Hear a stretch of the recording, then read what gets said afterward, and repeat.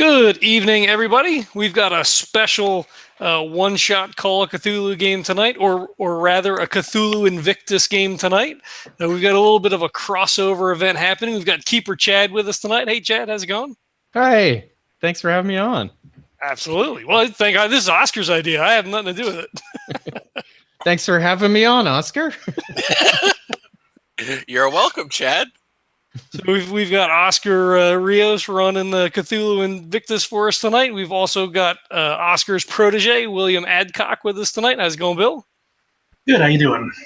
Awesome. Doing awesome. I'd planned on going to bed early tonight and kind of just like crashing out, but here we are playing Cthulhu games, so hell yeah. Chad and I planned to go to a coffee house and play Cthulhu Monopoly, and that plan went to hell, so here we are. Welcome to Plan B better. podcast. the Plan B. I'm liking that. All right. I guess we'll throw it on the front end here that the show was sponsored by Birds of a Feather Coffee. The convoluted link is in the show notes to try the legendary brew, or you could also go to tinyurl.com/legendary brew. Oscar is drinking the Night Owl blend right now as we speak at like 9:30 at night, so he's going to be up for the rest of the night, I guess. Huzzah. Or I should probably say Ave. Yeah. In Roman. So Ave. Cool. So I will kick it over to Oscar. We'll get this thing running here, and let's see what happens. Okay, so we are starting with two returning characters who have played one other adventure each, which will be interesting. So, Chad, tell us in 50 words or less a little bit about your investigator. All right. Oh, and tell them the adventure you survived. Oh, then Blood and Glory. Blood and Glory. Blood and Glory is the name of it, and it was kind of a bifurcated scenario, and I barely survived, squeaked through that as Salvius Horatius, a retired grain inspector. He now does a little bit of work on the side as a finder, basically a Invictus detective type, and he is played by Burgess Meredith. I feel like it's important to say that. He is Burgess Meredith from Clash of the Titans. Nice. Okay, and let's fill everybody in on what the quote-unquote grain inspector means in Cthulhu Invictus. Oh, sure, we can. Open book here. A grain inspector is actually, they're called the Frumentari, and the Frumentari were used as spies starting about 70 years from the point that we're doing this scenario. And they were used by the emperor for just keeping tabs on the provinces, and so their job as so they were domestic spies. They were spying on Roman citizens. Yes, exactly. Because it's important to make that distinction. Indeed. So they had all the accounting, sort of bean counting stuff that so that they can do some trade forensics. But they also there's a little section of the retired Frumentari that have gotten together, and they are mythos aware, let's say, and have a little network throughout the empire where they do good deeds. And yes, the retired are an official investigator organization of Cthulhu Invictus 7th edition. And Chad is playing the very first one ever. Well, one of the three, I guess, the simultaneous three in that adventure, I suppose. Right. So there's a prequel, unpublished, to this scenario.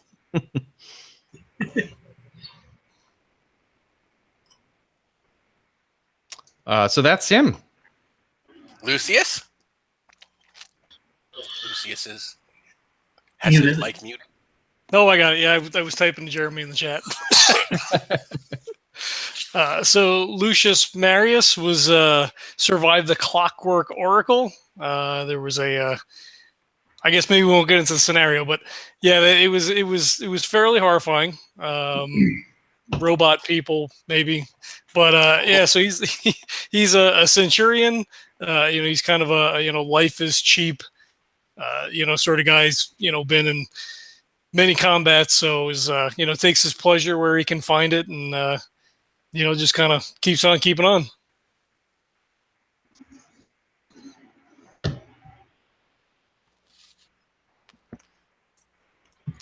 And our new character for tonight is played by William Adcott, my protege, my executive assistant.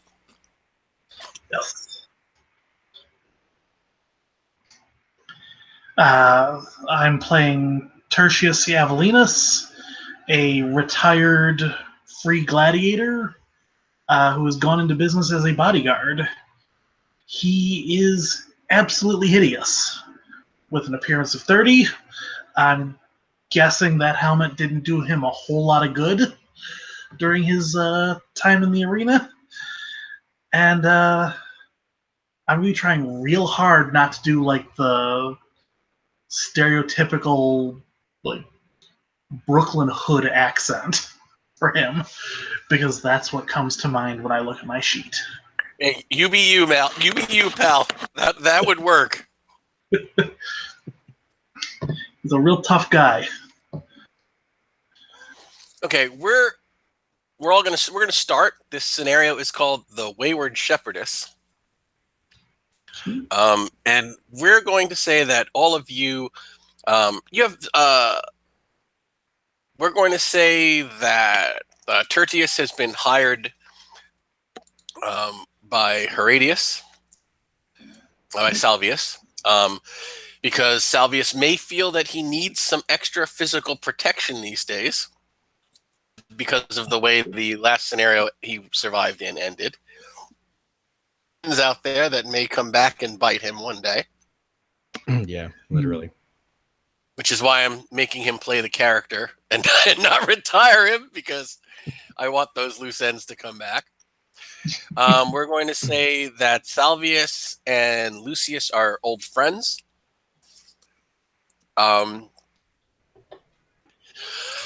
Salvius and Lucius know about the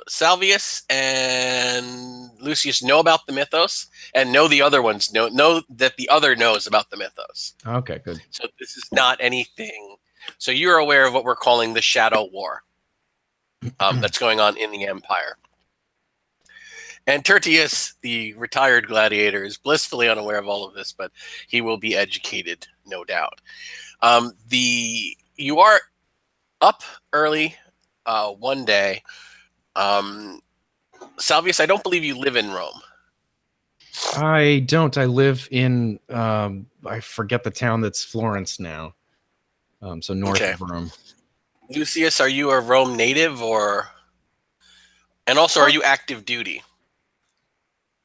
I thought he was active duty.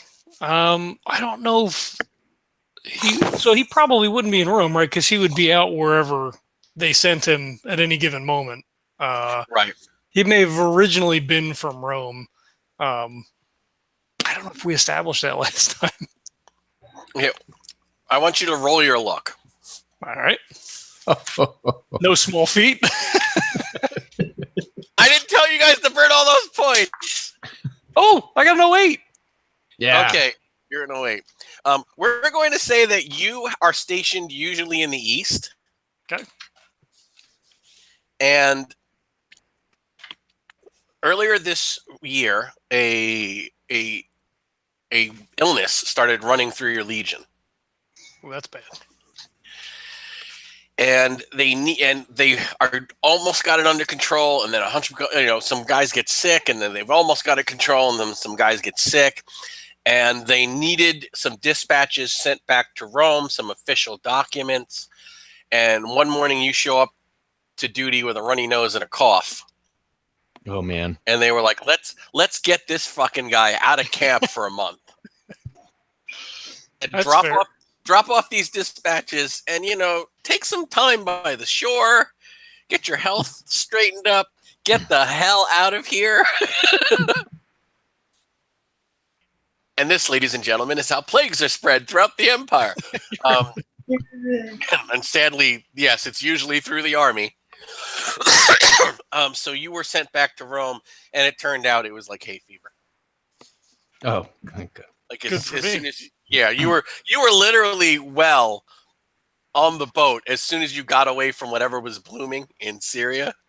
So you're like, well, I got a month off. I'm on medical leave. So you land. You have some drinks with your old friend who has a new bodyguard who looks like, A potato. he looks like the gladiator. He looks like the gladiator that lost every match he ever fought and somehow lived. Yes. So you guys spend a nice night drinking, and we're going to say that you have rented a room for the three of you to stay. None of you are like really Rome natives, so you're just kind of staying in a rented room. But you do have contacts and patrons and people that call on you.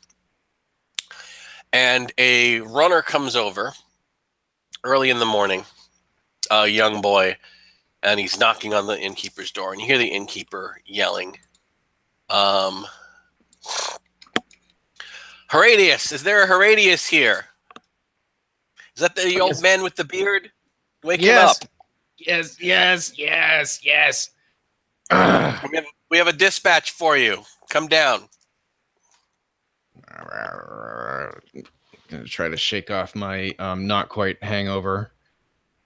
When you get up, Lucius is already like up in the corner. He's got his gear out. He's getting ready, and he's just used to being up early in the morning. So, With before dawn usually. yeah. Tertius rolls out of bed with a groan, fumbling for a tunic. It's a cheap tunic. We have business. We have business downstairs. Okay, the dispatch guy is actually a young man of about 23. He has one arm. It looks like his arm from mid forearm is missing. Mm. But he's dressed well in the livery of a noble house. And he says, good morning. Are you Salvius Horatius? Salvius, yes. Can we... he's the guy, or he's just come to wake He's us the up? messenger. Yeah. He's the messenger. He hands you a wax tablet, and he says, I bid you good morning from General Marcus Cornelius Nasica. Mm. And General Cornelius Nasica is actually fairly famous. He's an old retired general living in Rome who has contacts all over the empire. He's actually commanded legions in Britannia, North Africa, Judea, and in the east, in Cappadocia on the Armenian border.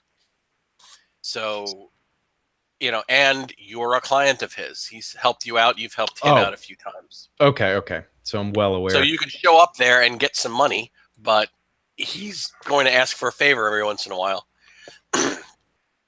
Excellent.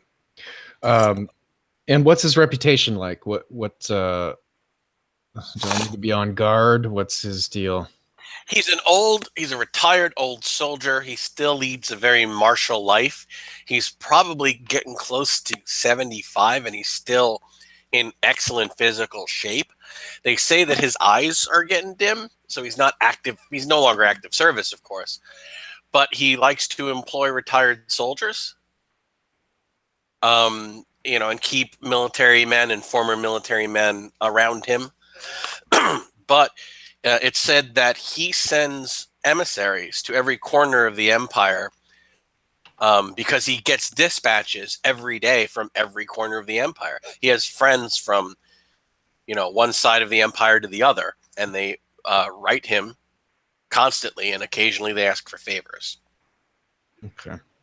Would either of us have done work with him before? Sounds like I might have, yeah.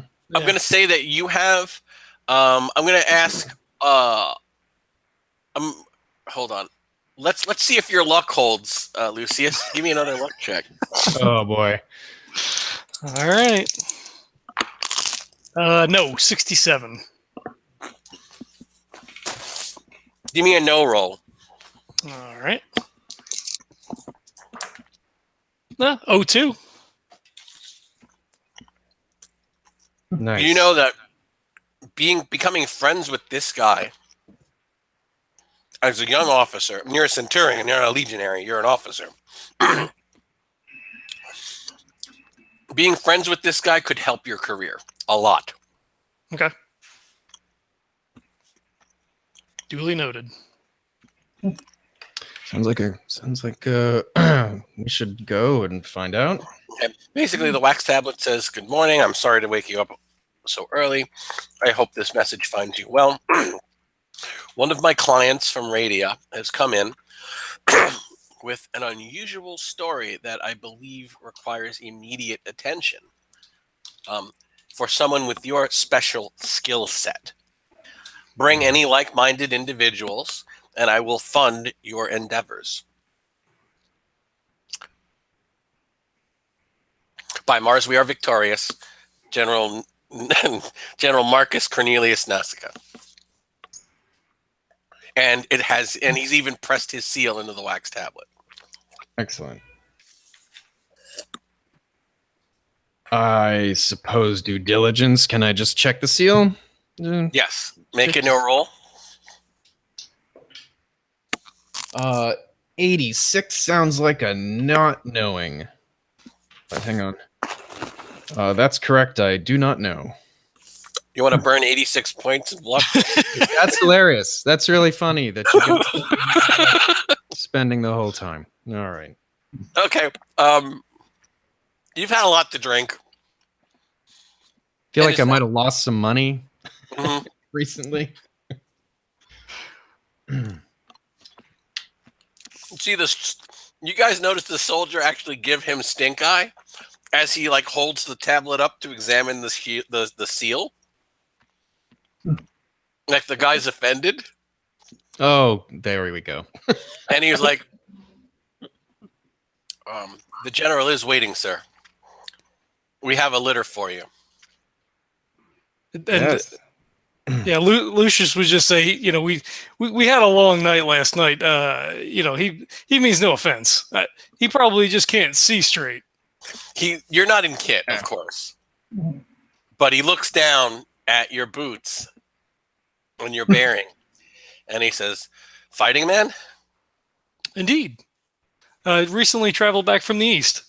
Oh, he says, and he asks what legion, and you trade, and he shakes your hand, and he said, "Those are some good fighting guys. I was transferred from the Rhine legions down to Judea. He's like, well met, sir." Well met. He says, looks over, he says, "Will this be one of your like-minded individuals, sir?" Yes, indeed. Yes. Good. We are well armed. Well, daylight is burning, and my master is waiting. So, if we will. Yes, follow. Let's go. Okay, they stick the old man in a litter, and the other two of you will have to walk, but it's not that far. And it's ancient Rome. You're used to walking. Yeah. So you get to this villa where you see a lot of retired soldiers. Ooh. Guys who are missing an eye, walking with a cane. Like if somebody got medically discharged and needed a job, a lot of them ended up here. So it's almost like a miniature, command staff camp in his villa. Very few women, but and a lot of them are way older. So he doesn't have the usual young serving girls, or it's retired soldiers and older motherly women. So you come into the he's respectfully called the old man. The old man's greeting chamber, and he comes down and he says, he sees you. Horatius Salvius, and he comes. He actually steps down off the chair, walks over. He says, "You're looking well," and he puts both hands on your shoulders. And he's how old are you? Horatius? Yeah, is 52. So this guy's like 20 years older than you, and he's in better shape. Yeah, well. So he's like, "You're looking well," and he like pats you on the shoulder. Oh, I live hard. Yeah.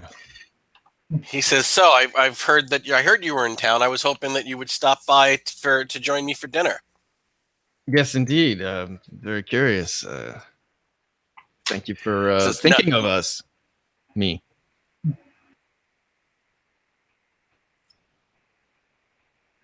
He says, "You're not avoiding me, are you?" No, avoiding you, please. So who are these fine gentlemen? Oh yes, my companions. Who I'm looking for lower thirds. So Lucius just steps forward and says, Lucius Marius, at your service. He looks over and he squints and he says, "The East?" Indeed. He says, "You've picked up a bit of their accent." He says, "Who are you serving with, sir?" Who am I serving with? I don't know. I give him. Hold on. I'm going to sort this out because I had to research. If only there was a source book that we could look for information about where the empire. 12, the Roman legions. give me a second. Oh, there'll be so much editing later. Oh, really? Do you edit these things? I do. Yeah.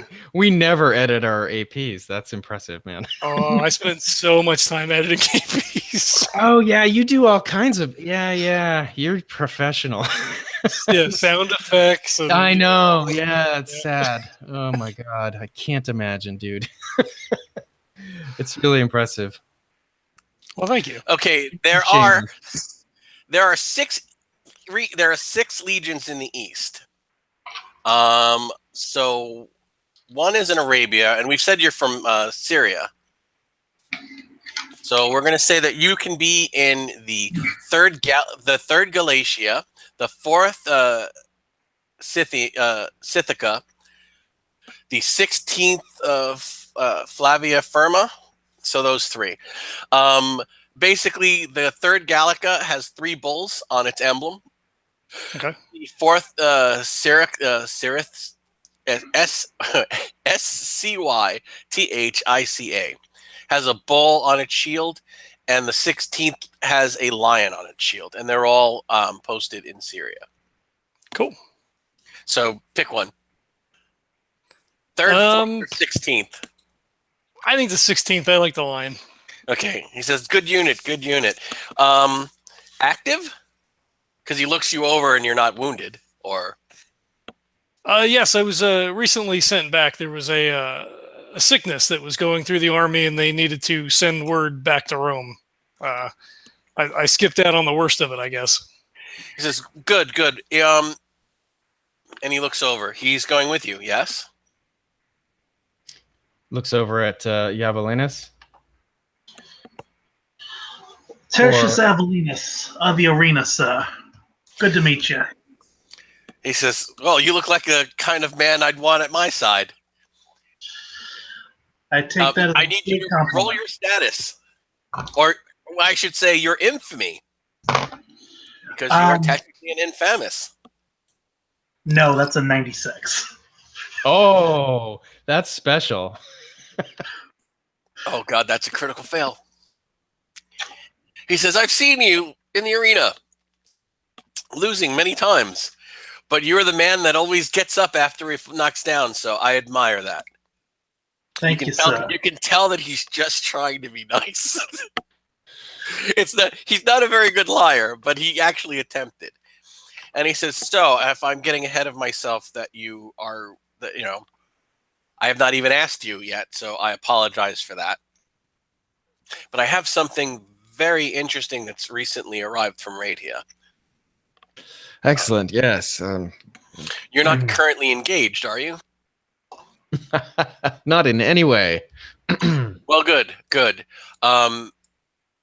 And Centurion Lucius, if this keeps you longer than your leave, I will write a letter that you were doing a personal favor for me. Oh, So thank you, sir. I don't want you to worry. I have good contacts in the East. I appreciate that. Have you eaten? No, I mean, no. Not yet. Probably better that you haven't. Come, our visitor's in the next room. I've kept him. Oh, it's a disappointing answer. He says, "Rest assured, you'll have lunch before you leave. Ah, lovely. I'm not going to send a man off without a sturdy breakfast." Good. Yes, let's eat afterwards. And he kind of nods to one of the ladies and says, "Have the kitchen prepare a dinner for these men before they'll be leaving shortly, and pack them a week's worth of supplies from the provisioner." I slap you on the back and I say, I'm sure you've seen worse. So he comes in, and you see a guy in a travel cloak, and boots. And he looks road weary, like he's had a long morning, but he's sitting there with a glass of wine on a comfortable couch, so he kind of looks a little out of place. And between his feet is a basket. No. I need everybody to you fresh flowers have been brought into the room. Like an abundance of fresh flowers have been brought into the room, but it's not quite masking the scent of decay. Ah, the foreshadowing. Okay. Mm-hmm. So I think Lucius already knows what to expect at this point. Like, I think a severed head in the basket is probably not an uncommon calling card. So Yeah. he says, "This man, I'm sorry," and he says, "Sempronius, General." He says, "This man, Sempronius, he is a messenger in the service of Vibius Dulius Costa. His father served with me in the East, and he's been his family's been in my family's service for generations. He's come with a very interesting problem." He says, "Yes, sir, and I hope that you can be of service." He goes, "No doubt, no doubt. These men will tend to you and your needs." He says, "I'm going to go see about your supplies. Your name again?" And he says, "Sempronius, sir. Sempronius, tell them all that you told me, and show them what they need to see." And he actually goes out to tend to other business. And he says, "Good morning, gentlemen."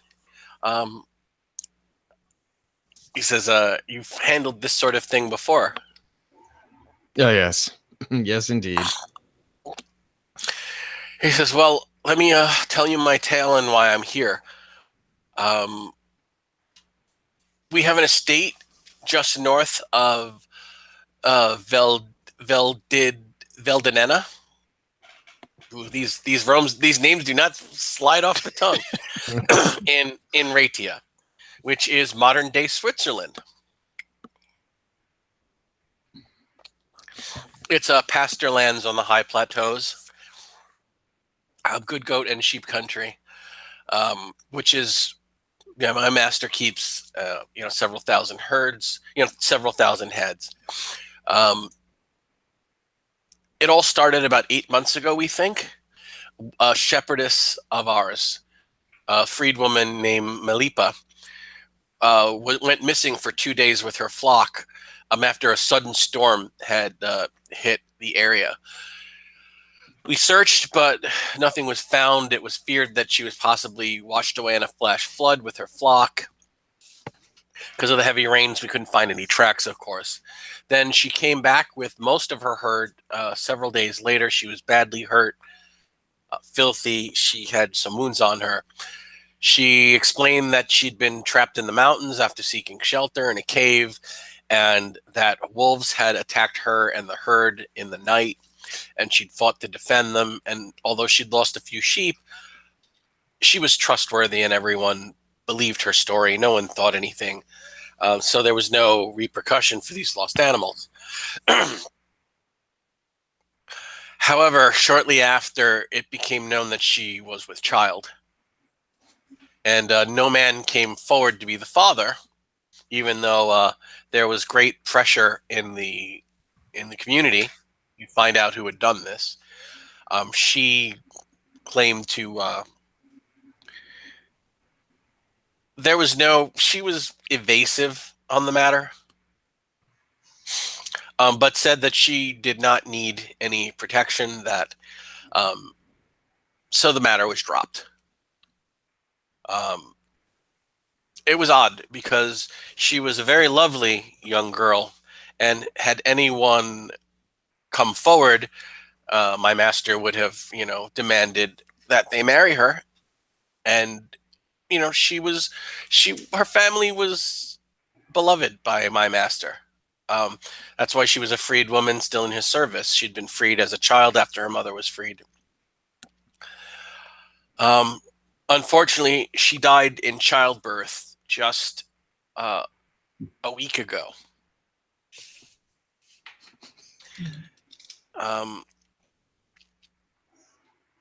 The baby was also dead, but he actually appears very uneasy. And then you see him glance over at the basket. It was hideously deformed.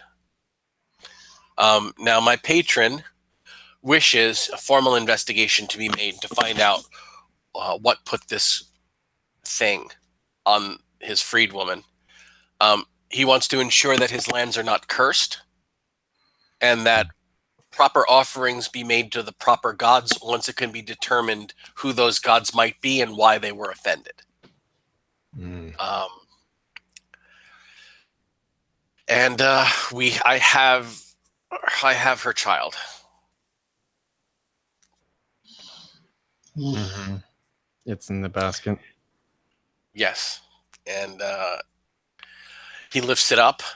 No boy. And as he lifts it up, you can see that there's a stain on the floor under the basket. Yeah. What kind of? And he holds it out to you. Okay, to hold. He's handing you the basket. No. Oh God. All right, I'll take the freaking basket. You can smell the gingerly. decay. I'm sure I can, and I'm holding it away from my body, like it's got a spoiled melon inside it. So if it drips, Right. it can drip on my clothing. Lucius steps up next to you to look. I mean, this is, maybe a horribly deformed child, but death is, not something that he's unaccustomed to. So it's part of the investigation. Yeah. Yeah, morbid curiosity is going to bring Tertius up on the other side. Oh, good. Okay. Let's all huddle. You huddled around the basket. Yep. Get your face in there. Let's do it. Get your dice out.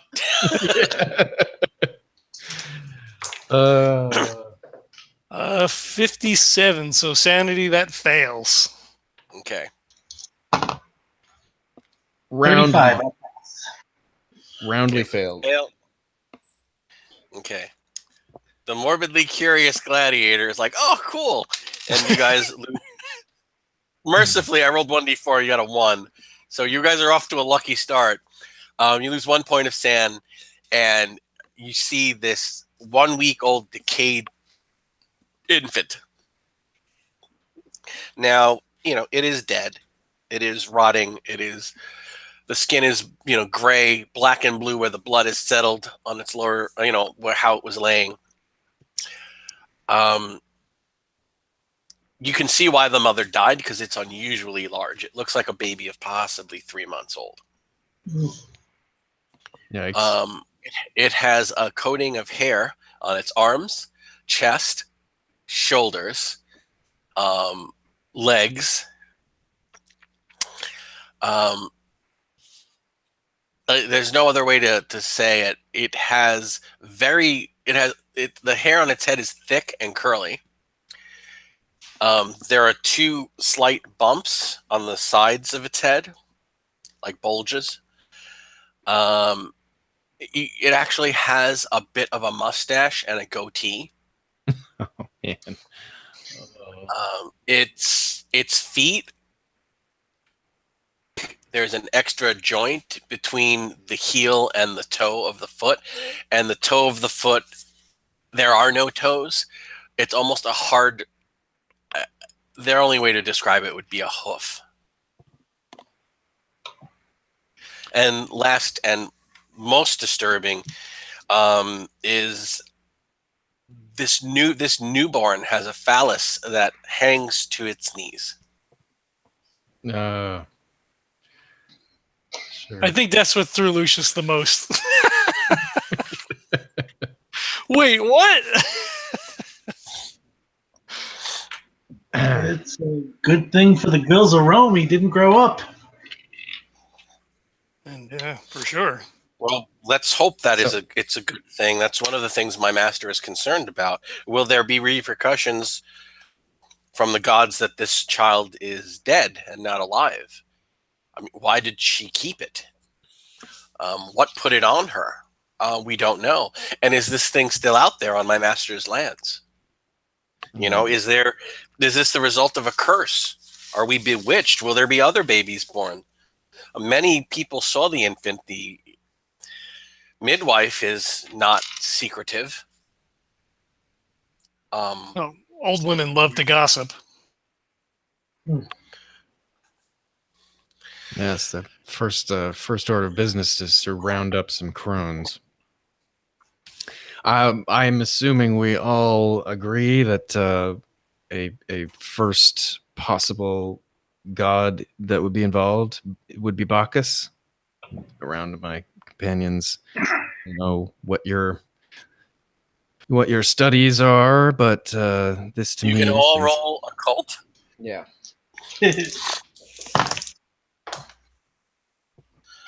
Ooh, maybe. I've got a base, so an 18 fails. I'm trying to find it on my sheet. Nope, I fail. I only have 5. I also fail.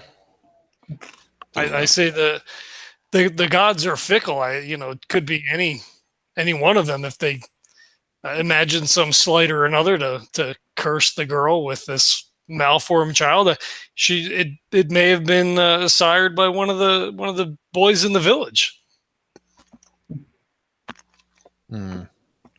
Yes, and also something could have happened during pregnancy to cause sort of a scare or something like that. Perhaps she was startled by a goat. These things do happen. Well, we're hoping for someone to get to the bottom of this. People are nervous. There are several women with child who have actually left the village. Oh, that's not. And several of the freed women are who are newly married or are threatening to leave as well if there's not some sense made of this. No one, it's feared that this may be the first of many deformed children. Yes, indeed. And where would these women with child have gone? We didn't keep track, sir. Oh, good. Have the proper sacrifices? There was a bit of a panic. We don't know who to sacrifice to. My master is afraid that if we sacrifice to the wrong god, the right god behind this may be offended, that he feels slighted. We're withholding any sacrifices until some sense can be made. Okay.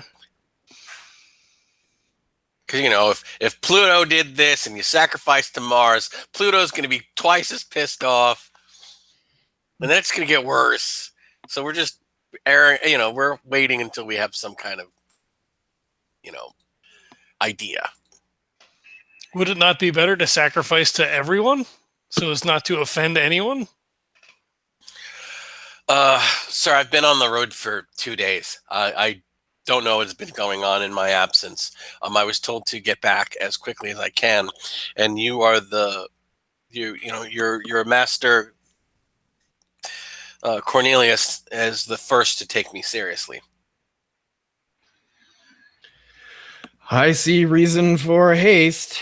We should depart as soon as we possibly can after breakfast. I would like a little bit of something before we embark, but Let's Good then. Well, wagons. I have not slept much. I can leave. I can guide you back tomorrow, or if you wish to leave before then, I will meet you. I will see you in the village. He tells you kind of how to get there, gives you a letter of introduction to his master, and he says, "I will leave that in your care. We do not want it back." Oh, we don't want it. Oh boy. Are you sure you don't? No. Lucius was just going to ask what they were going to do with it, so it kind of cut off his question. I mean, do we really want to bury outside that? He doesn't want to carry it around anymore. Okay. That kind of pick up that it kind of creeps him out. Yeah.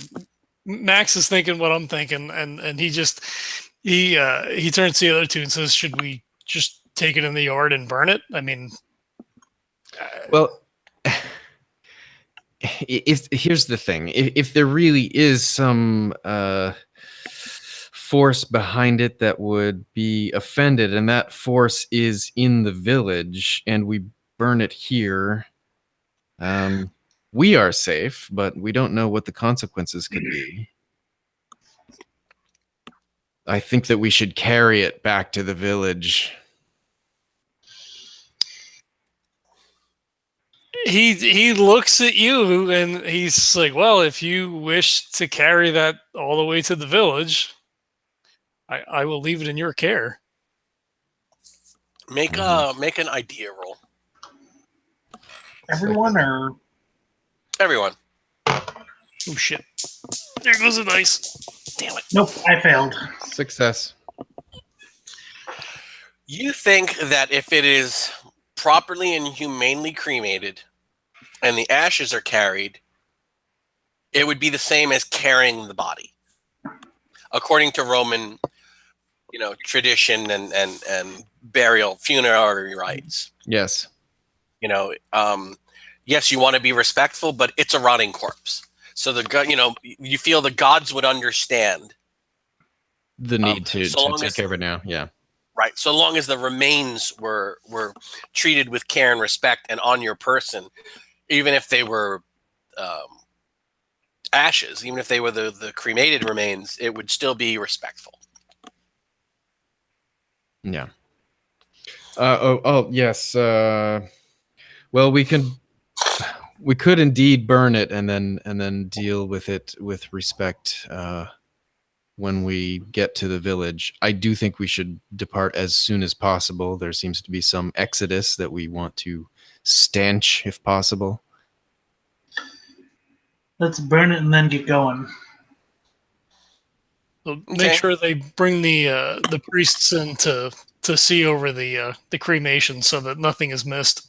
Can we get blind priests? Is there such a thing as the general comes in? He doesn't want to enter the room. Yeah. And he waves you guys out because it smells in there. Mm-hmm. And he says, "So what are your plans? Do you believe the man?" It's hard not to with the. I think so. Evidence indicates that his story is as true as we can know until we get there. And will you be leaving tonight, or this afternoon, or in the morning? I think that we should leave tonight. Above game, can we get there in time? Is that a stupid idea? Are we going to run into... From Italy to Switzerland? Oh, hell, okay. It's going to take you a few days.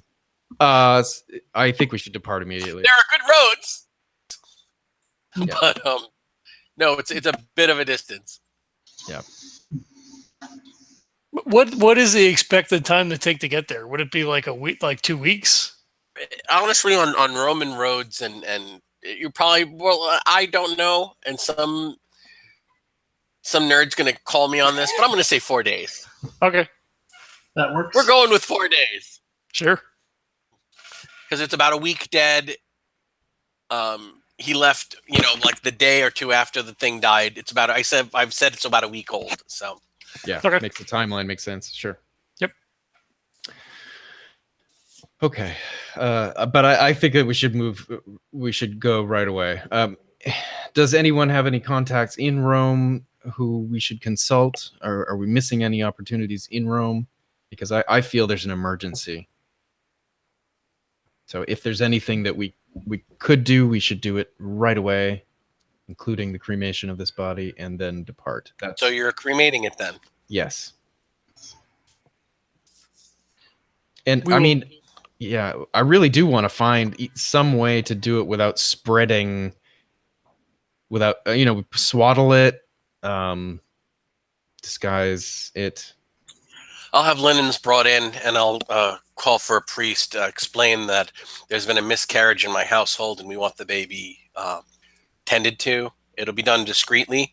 It will take a couple of hours, so you'll have time to venture out if you wish, or at least enjoy my hospitality and a good meal.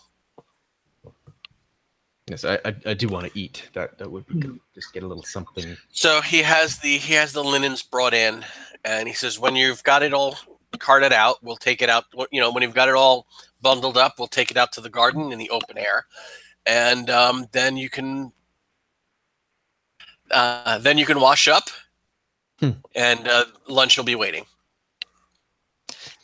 I think after it's all swaddled and everything, and I don't know if this is more of a Greek thing as opposed to a Roman thing, but Which of you are swaddling it? we're doing it. I'll do it. He Okay. brought you linen. He didn't. He brought. They don't want to touch this thing. Yeah. Okay. Yep. If it is carrying a curse, nobody wants to handle it. That's why he called you. Fair. I'll wrap it up. Make a luck roll. He's the lucky one, though. That's true. Ot 7. seven. Ha ha. Okay, as you are turning it over, you feel like the center of gravity swish on it, and as you turn it over, its head moves and its airway kind of extends, and fluid just pours out of the mouth. Gross. But a great deal of fluid. Like more than the body should be able to hold. Yes. Great. Does that Ot 7 mean I don't get it on me? Yes, it means that you don't get it on you. Burp the baby. Is the priest there already? Because then Lucius would call the priest and say, No. "Is there? No, he's not. Damn it. Should we get the priest or an oracle? Maybe there's some sort of auricular situation that's happening with the fluid. Can anything be read in this? I mean, they read the entrails. You want to read this puke splatter? We couldn't. I mean, yeah, I know. I get you. There are augurs. I mean, this is not fall under my purview. I'm a soldier by trade. I know that people put great stock in. All right. I'm going to ask because you guys are you guys, the two of you have been around. A hard idea roll. You two, or just the two of them? Just the two of I them. did make a hard idea roll. It's an 11. It I might made even it. be. It might You've even be seen- extreme. You've seen a body do that before. Oh, have I? Yes. What and what circumstances would that have been? A recovered drowning victim. Oh, fluid. Well, that's very interesting. My friends, there's no one else around anyway, right? Right. Sotto voce for the drama of it. My friends, this child was drowned. I suppose that might have been the most humane thing. Yes, it seems perhaps a mercy execution. Well, if the gods were involved, then that certainly would draw their ire for sure. Indeed. Yeah, there's going to be a very upset father around somewhere. Yes, signs indicate the baby was alive when it was born. Which is not what the messenger said. Yeah. Well, they say the mother died in childbirth. Is it possible that she was murdered and the child taken and drowned? Quite possibly. I mean, Is it possible she's not really dead? Anything's possible. You Yes. only have what this guy told you, and nobody thought to roll insight.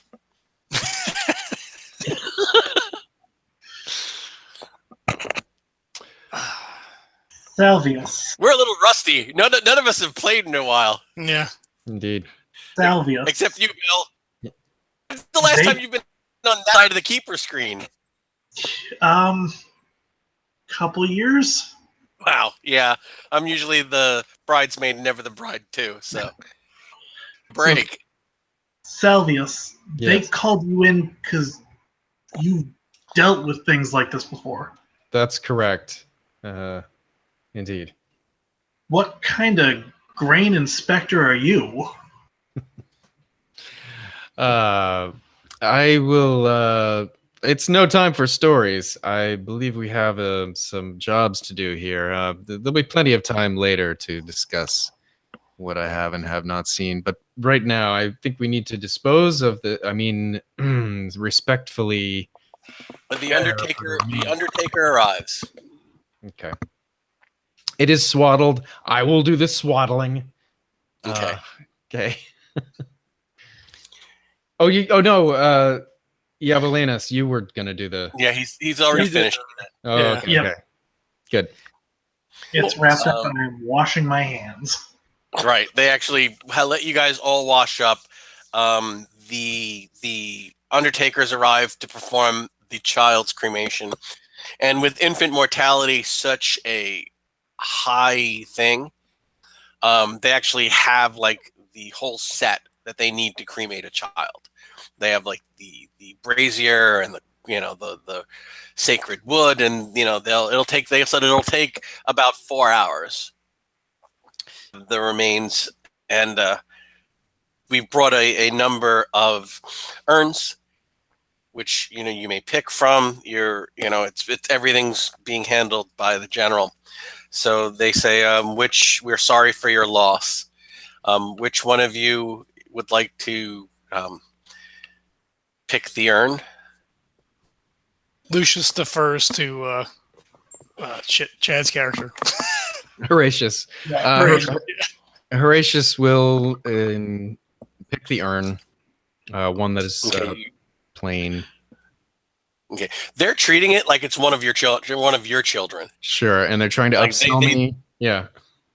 Well, no, because they're upselling you because they know you're not paying. The rich guy is. Oh, that's true. In fact, So sure, why not? I mean, if respect is the issue, then I believe we will be taking the most bejeweled. okay, there's this really beautiful, dark fired pottery one with a mural of Pluto accepting the dead. Yeah. So yeah, it's about as respectful as you can get, and it's expensive as fuck, but you're not paying, so who cares? So they perform the cremation. You guys are allowed to wash up, even though it's only the middle of the day. He has his kitchen offers a full 5-course dinner. Yes. Well, yes, that would be the meal of the day. Mm. Actually, that's also what he is known for. He is known for hosting lavish dinner parties and telling war stories. And lucky for you, it's the middle of the day, so he's busy, so he's not here to tell you war stories. And you just get to enjoy the kitchen. Good. Tertius eats like a horse. Mm.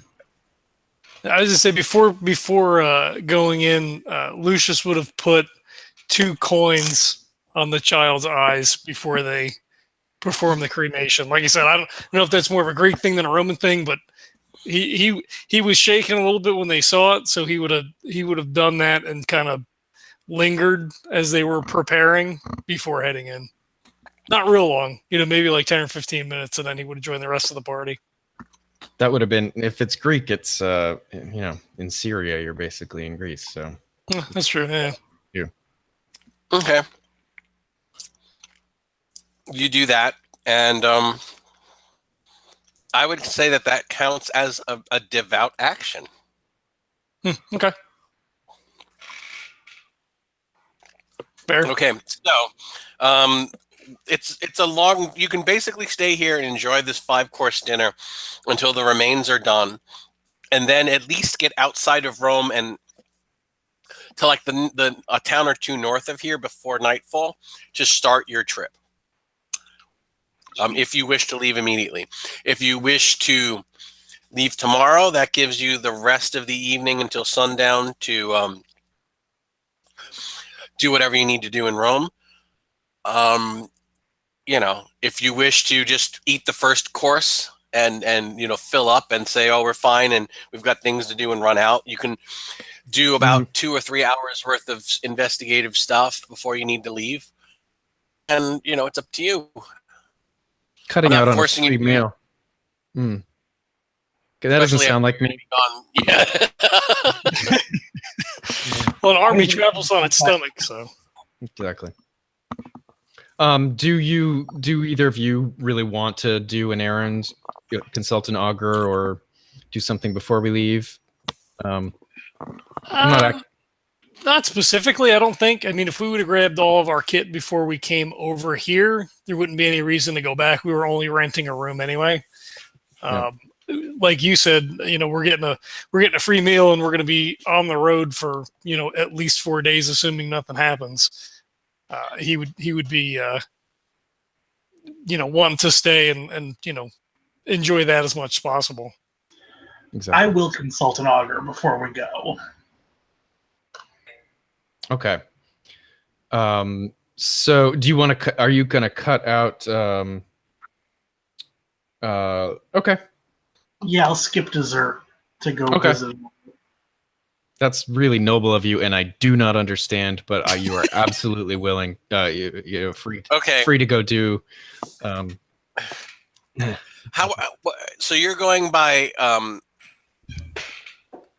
what is it, Iavolenus? Bill? How would you pronounce your characters? I believe it's Iavolenus. Okay. Roll your luck and see if it holds. All right. No, 10 points over. 10 points over. Okay, the steward, who's the one-armed guy who's kind of in charge of you guys, one of his stewards, he goes, is there a problem with your meal? No, not at all. Just very full. Okay, then. Will you be back before they leave? Yes. All right, then. I'll leave a note for the gate guard. Thank you. And that failed roll means that they don't summon augur to come to the house. Oh. He was actually rich enough to have an augur come here if you would have mentioned that you wanted one. Oh. Well, this, it's a little clandestine mission that you can only. Okay, Iavolenus, you are out in Rome, and where do you want to go to have these augurs read? How much do you want to spend? I've got like 10 sesterci to my name. So let's put down 5. I'm getting a dove gutted. You can trek over to the Capitoline Hill and they have guys doing auguries outside of the various temples. What temple do you think that you want to go to?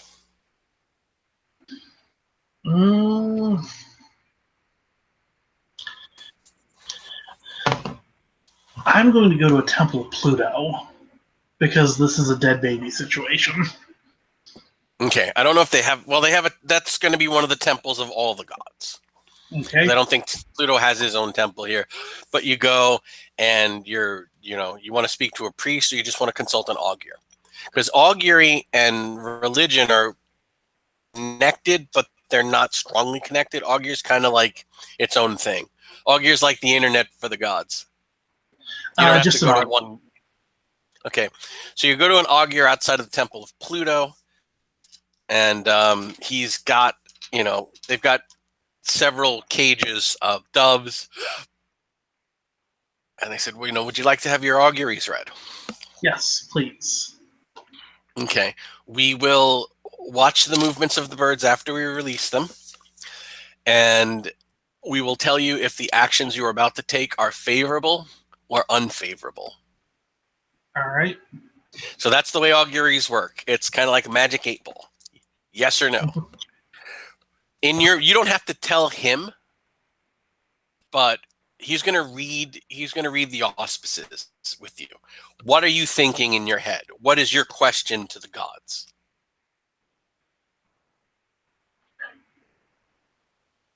And it's got to be a yes or no question. Am I in over my head with this deformed satyr baby stuff? Am I going to regret taking the job as Salvius's bodyguard? I can Yes. You're spending five for that? Okay. Make a pow check. Pow check. All right. Oh, no. I've got a pow of 45 and I rolled an 81.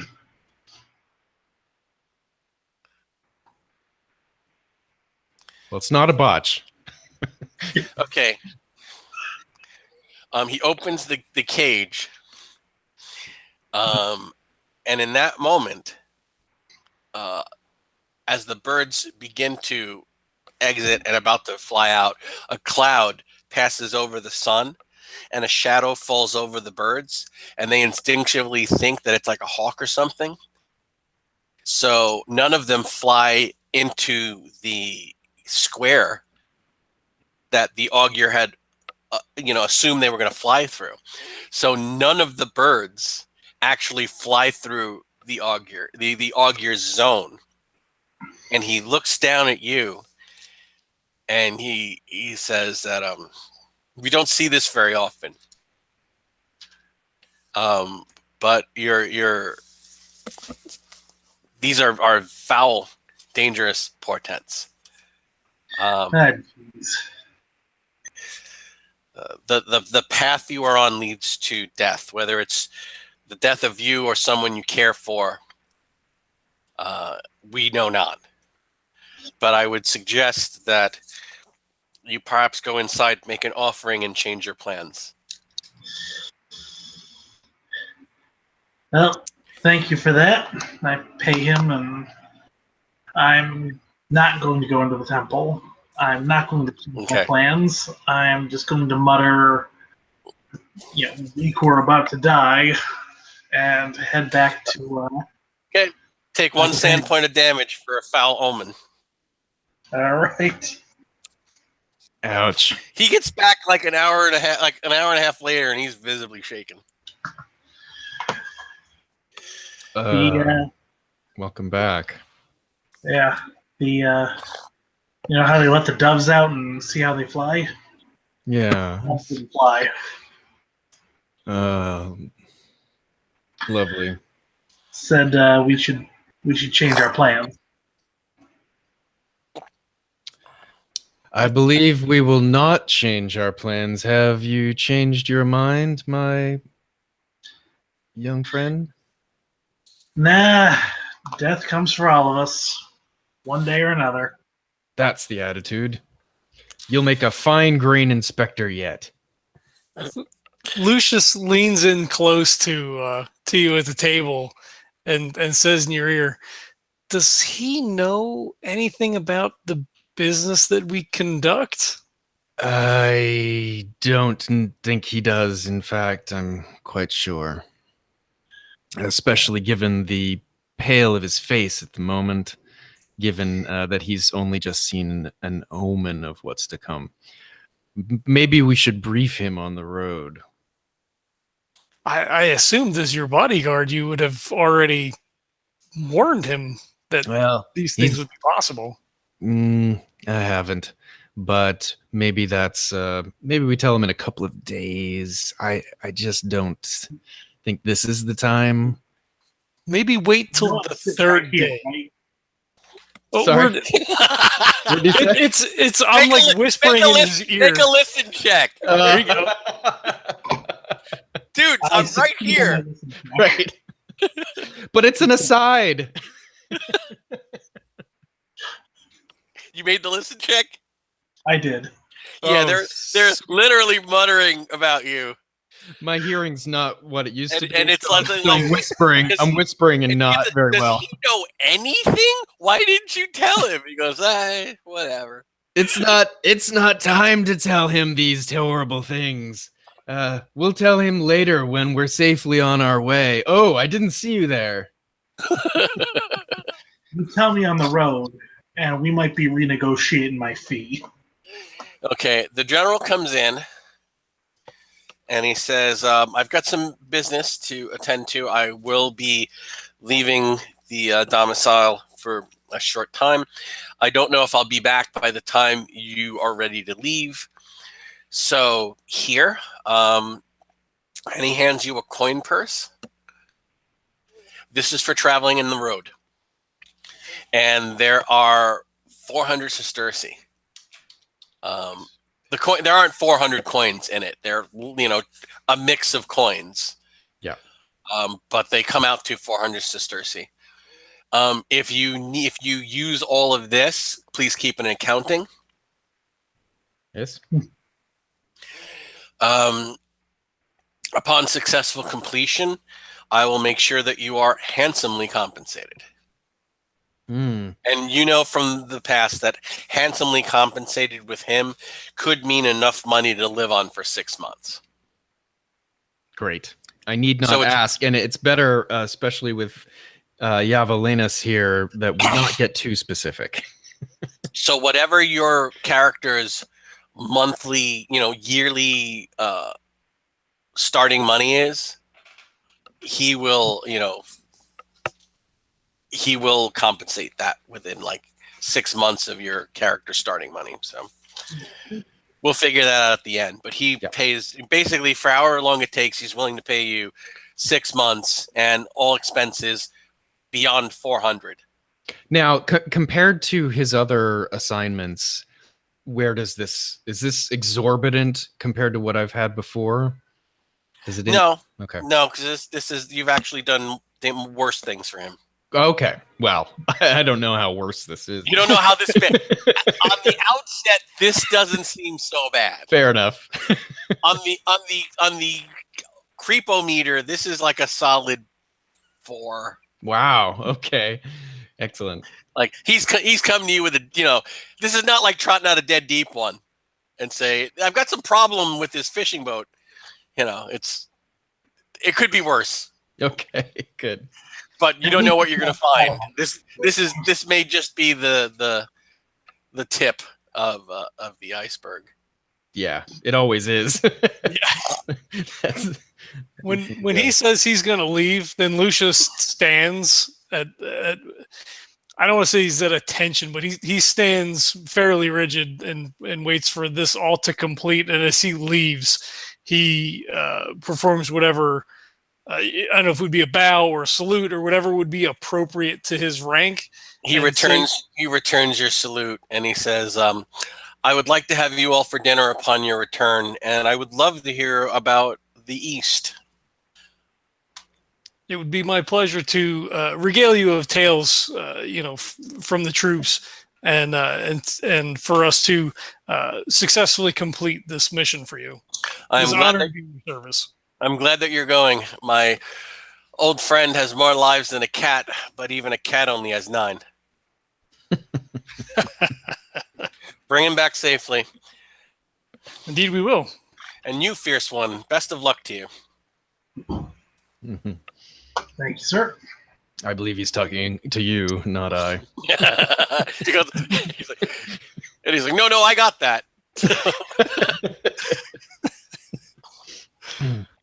Okay, the meal is one of the best you've had. He's very particular. It's like for a soldier and a soldier, you would expect to be eating like very common, but for some, somewhere along his career, he picked up a foodie trait. Oh. So it's the only uncharacteristic, unsoldierly thing that he has. He has a very well-stocked kitchen. So, and he has left you 7 days worth of traveling supplies. That includes, watered down wine concentrate, food that's not going to easily go bad. You guys have a tent. You have, a camp set, like to make fire and cook food. And basically you have everything you need to survive in the wilds, I suppose, for about a week. But again, if you're traveling the Roman road north through Switzerland, you won't need to use any of that food while you're on the road because you can stop and eat at inns and taverns and stuff. So it's just in case. All right, so let me know what you guys are going to do. I think we're going to set off. Yeah, depart as soon as possible. Right? Yeah, after the meal, we'll get cleaned up and make sure we have all of our stuff squared away. Okay, you leave Rome. You spend 4 days on the road. I need everybody to make a luck roll. Tell me if you score a hard success. I pass. What? I did not pass. I got a 100. I did better than that. I just normal failed. Okay. The weather is terrible, thanks to Bill. But I'll assume it was because of me. Because it's the critical, the 100 fail. It's like the roads are muddy. Some of the roads have like washed out. So the 4 days it usually would take turns into 5. And by the time you get to this village north of Veladina, you're like soaked and exhausted and waterlogged. It's just been a grueling trip north. I mean, literally, you stepped outside of the gates of Rome and it started to rain. Confirming Tertius's suspicions that this is a doomed expedition. Right. Now I think that would be Okay, a beautiful backdrop. Bill, I need you to make a sand check now because you did have the augur tell you not to do this, and the minute you left, it was 4 or 5 days of rain. Extreme success on the sanity roll, at least. Okay, you're like the Roman fatalism. It's like whatever it is, it is. I'm not shaken. But wait, there's more.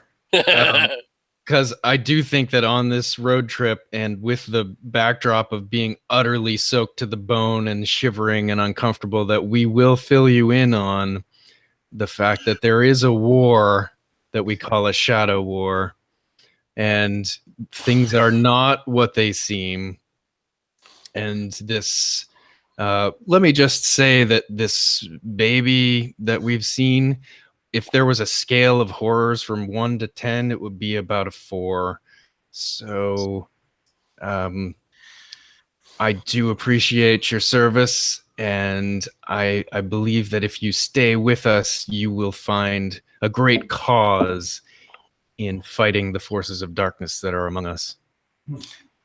So, Bill, do you believe them? I might not have if I hadn't seen the goat baby. Yeah, Okay. You've been initiated. All right. So here's what I need you to make a sand check. That was coming. 91. Okay.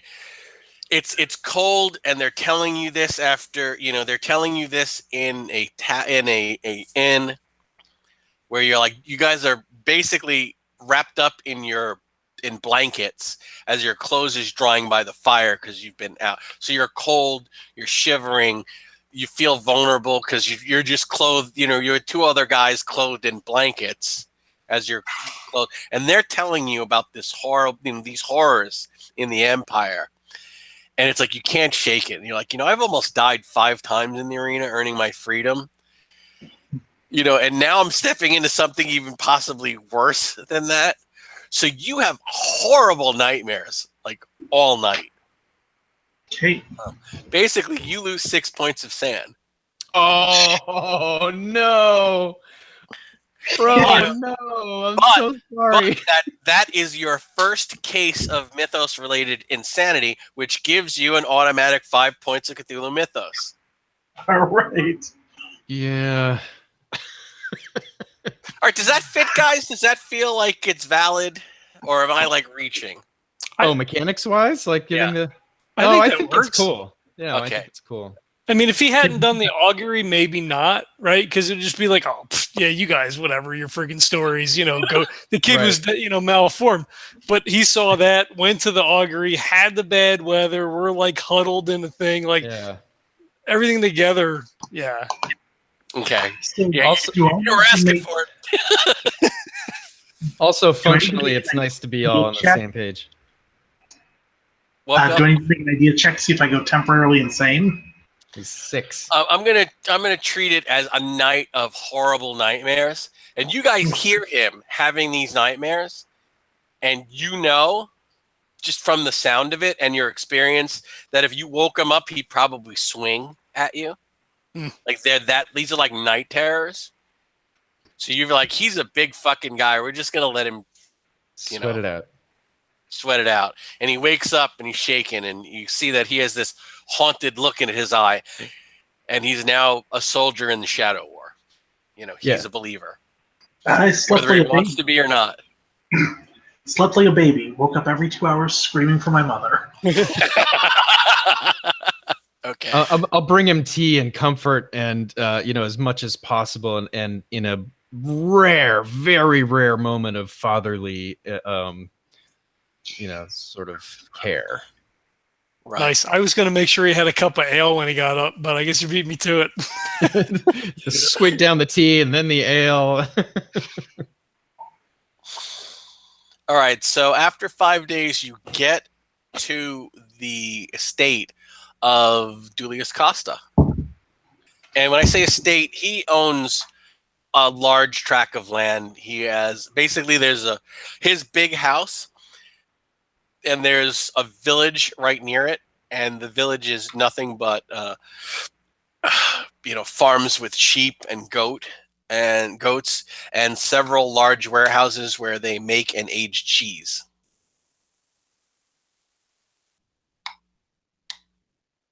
All right.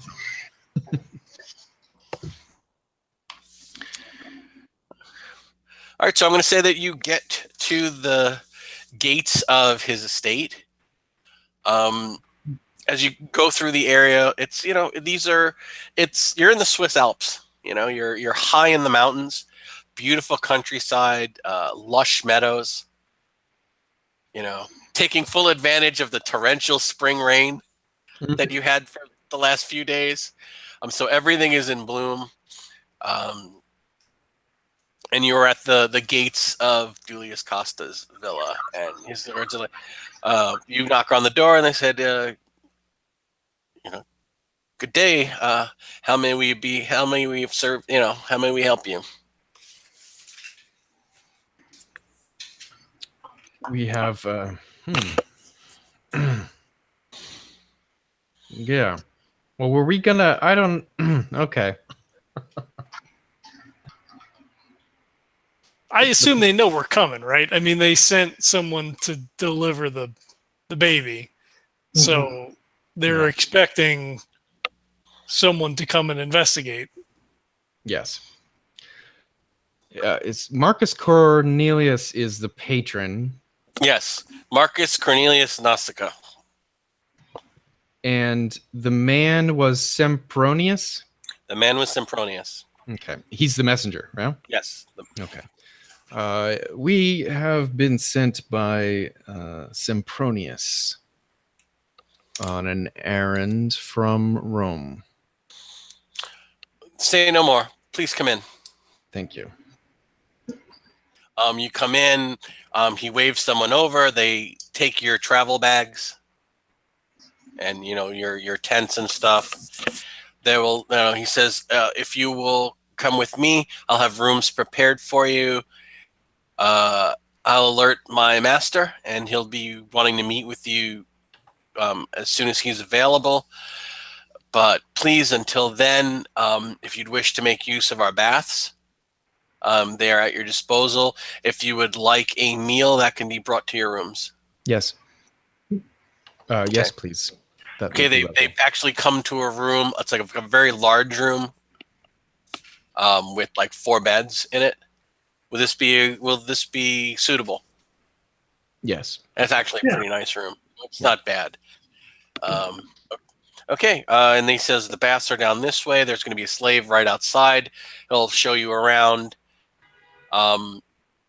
Stay between here and the baths. The gardens are open to you, and we'll have when my master is available, we'll have someone bring you. We'll have someone bring word. Excellent. Okay, so what do you guys wish to do? Sleep, eat, bathe, I'm in going all to of the above. What order? baths Baths. for me. Yeah, exactly. Okay, you all hit the baths. Warm our bones. Mhm. Yeah, and basically you are at 5 days cold spring rain. So yeah, you heat up in the baths, and a man comes in, and he actually joins you Mm-hmm. in the baths, and he says, "Welcome to my home. I am Dulius Costa. I hope you don't mind my intruding." He says, "But these are my baths," and he laughs. By all means, of course, of course. And We're he here to serve. settles in the boiling the boiling water, and he says, "So I thought we could speak privately here a bit. I'm so glad that you've come. We've had a bit of trouble keeping a lid on things. Have you handled this sort of thing before?" Not precisely this, but yes, we are familiar with strange things. Yeah. My father always said that if I had a problem that no sane person could solve, I should write to Uncle Marcus. I'm literally shocked that he had actually someone that he knew that could. So please, I am at your disposal. My household is at your disposal. Whatever you need, whatever support you need from us, you'll get. But my people are nervous, very nervous. How many people know about this? It's all through the village already. Everyone. What do they know? They know that an abomination was born to the woman that went missing, that it killed her, that it died, and no one knows why or how this, nobody knows the cause. But we don't want people afraid to live here. We don't want people afraid that there's some rampaging monster in the mountains north of here, raping innocent women. When he says, or worse, a curse that is causing normal children to be deformed into these things. I catch the eye of Marius, who seems to be flapping. when he says that it died, I want to make an insight check. Yeah, yeah. We're making insight checks this time. Regular I success. failed. Success. Just regular. He hesitated when he said died, and you could see in his eyes that he was troubled. Okay, I don't catch it. And possibly, was it a hard success? No, it was a regular success. Sorry. Okay. Bill, did you fail or succeed? Regular success. Okay. Yeah. He was troubled when he said that, so there's more going on to that, and you maybe have some suspicion of what that more is already. Yeah. He did not say it was dead. He said that it died. Yes. Yeah. Well, and that, right, and they don't know the cause. But yeah. I want a meta, but I'm not gonna. What? Nah, I don't. I'm not gonna say anything. All right. I didn't catch it, so I don't have anything to add. Okay, so he says, so where would you like to begin? I've had the woman's residence sealed. No one's been in there since the night of the birth.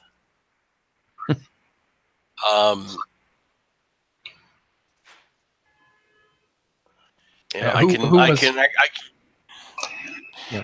He said the midwife was there and her Okay. daughter was assisting, but no one else was. I was summoned, as was my steward and my personal body slave and my bodyguards, summoned to the home. It was on my estate, after all. Afterwards, and saw the baby, and he said we buried Melipa as if she was, family. We did not want to offend the gods, and we believe that she was innocent in all of this. We don't think that she didn't seem the type to be involved in any kind of witchcraft or sorcery. Whatever put this on her, we don't believe that she was a willing participant. But then again, we don't know that she wasn't a willing participant.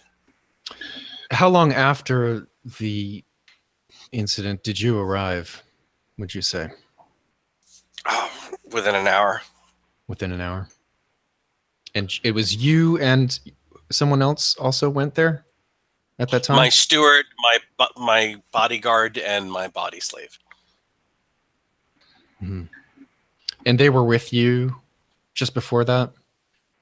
Yeah, we were at home. The birth occurred after in the evening.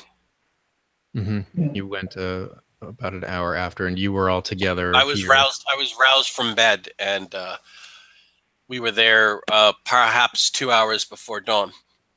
Okay, so I'm gonna roll. Can I roll another insight just on his timeline, his story, where he was and who was where? Go Same. Hold on, I just threw my. What is it with you guys? I'm gonna roll. That can't be a good omen. Well, so because Lucius didn't pick up on it, he would ask, is it possible that a boy in the village could have fathered the child? He said she was very beautiful and well liked, a very kind girl. I believe that if any boy was the father, he would have come forward and married her. But I've heard rumors that a few boys offered to claim they were the father and marry her, and she refused. So I had an extreme success on my insight roll. He's being complete. Everything he said is he's being completely truthful. Oh, His really? timeline, he was there. But we pick up something about his timeline. But we pick up something about his whether or not it was dead. So maybe it was. What was the state of it when you arrived, of the child? Excuse me. It was already dead. Could we talk to the midwife?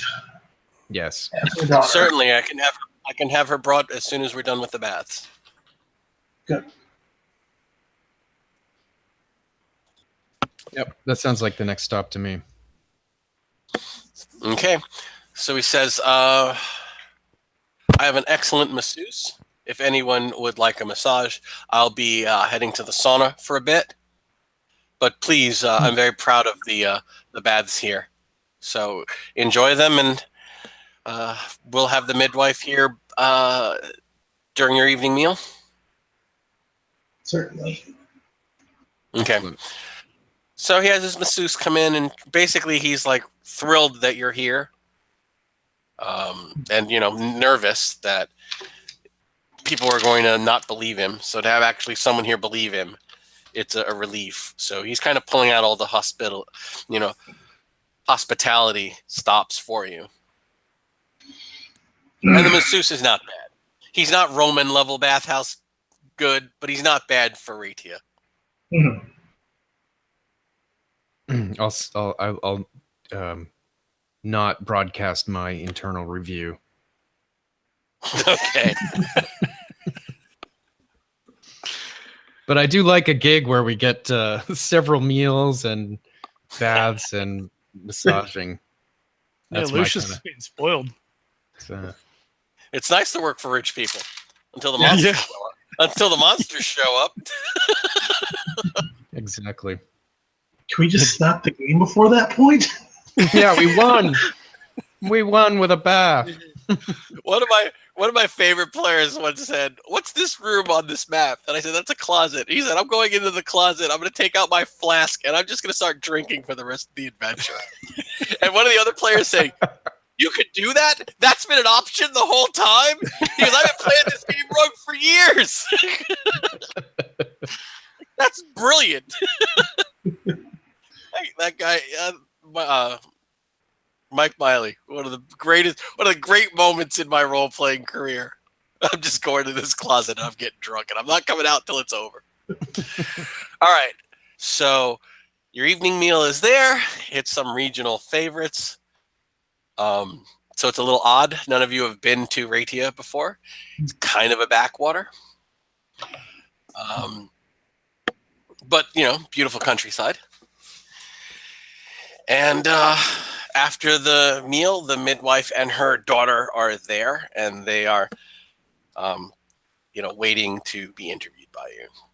She is an older woman. I'm going to pull something up.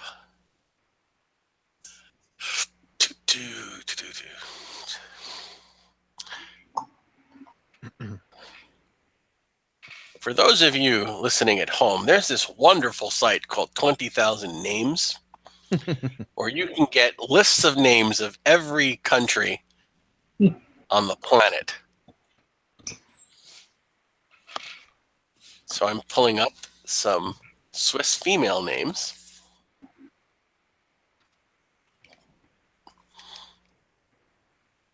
Okay, the midwife's name is Roselle, and her daughter is Nan. Nan. Nann. Roselle is about 50, and Nan is about 30. They're both, older matronly women. Oh. And they were pleasure to meet you, sirs. Very nice to meet you as well. Pleasure to meet you ladies, too. Lucius nods. They seem nervous. Oh, please. Yeah. Are they seated already? Yes. Okay. Can we order something, a beverage, something for them to? The slaves Sip are on. there, and you're there. Yeah, they said, Yeah. they said, "Can we bring them?" And they immediately bring them glasses of wine. Great. Oh, And good. they're like, "Thank you," and they kind of calms their nerves a little bit. How many people are in the room with us? There is the slave that's been assigned to you, who ran out and got drinks and came back. These two women and the three of you. Okay, so he's not there. I was just trying Yeah. to. Yep. Okay. Good call. Yes, we just had some questions to ask about the events surrounding the death of sorry, Milipa. Malipa. I'm so sorry to drag up these memories, but it's come to our attention. It that was a it's- hard birth. She was a healthy girl, but the boy was turned sideways. And by the time we got him turned around the right way, she was bleeding so badly we couldn't save her. Broke my heart. How had her But it was how had her pregnancy been up to that point? Was everything seem normal?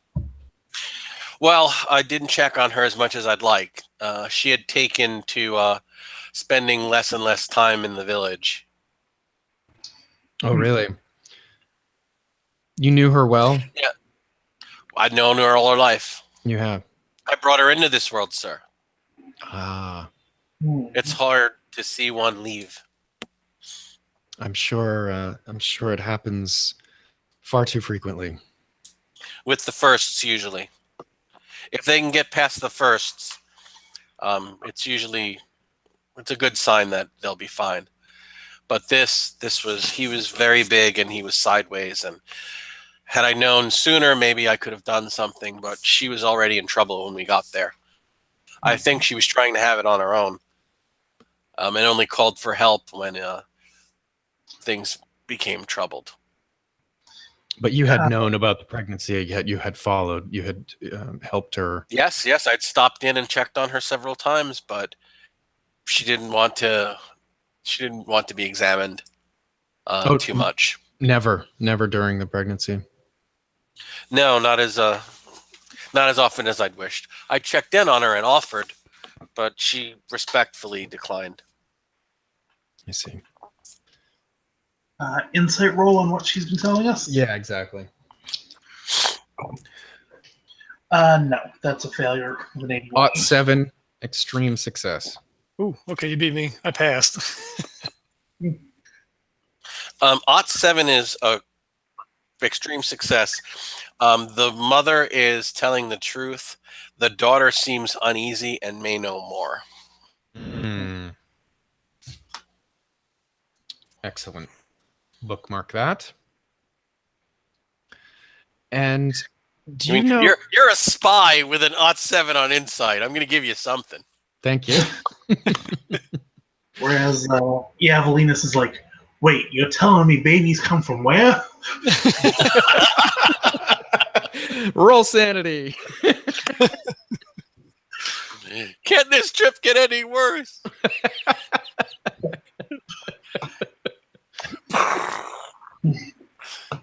Could be worse. Could be raining. Wait. And you knew her well enough, perhaps, to know who she kept company with. Is there any chance that you have some idea of who the father might be? No, sir. None of us did. She wouldn't name her. She wouldn't name the father. She said that it was no one from the village. Some of us believed her, but she wasn't gone long. You can't really get anywhere within a day. Most of us think that it was some, wandering madman or perhaps a bandit up in the mountains. Perhaps, judging by what we saw, perhaps even it was, God's forgive me for saying, perhaps it was one of the wolves that attacked her. Yes. Well, speculation aside, do you know what direction that she went off to at these times? She said that the storm drove her to high ground because she was afraid of floods. So that would be, north of her pasture, and she tells you some local names of landmarks. So we're thinking it's somewhere up, on this mountain. And again, Okay. it's a local name. But they know the area that she was assigned to tend herds. Yeah. And she said that she sought high ground to the north because she was afraid of flash floods during the sudden downpour. And you've seen one of these storms sweep through this area. Mm-hmm. Thanks to Bill's 100. So you could see why, how someone could be, out there with 100 sheep, by themselves, suddenly trapped, in an area that might have landslides and flash floods. It was probably very terrifying. So, how long was it from the day she went missing to the day she gave birth? From the day, I wouldn't know the count of days, sir. She came back in, September, and the baby was born. Let me look up what they called June. It might be June. I think it's June. It's Junie, right? Yeah. And what would be June?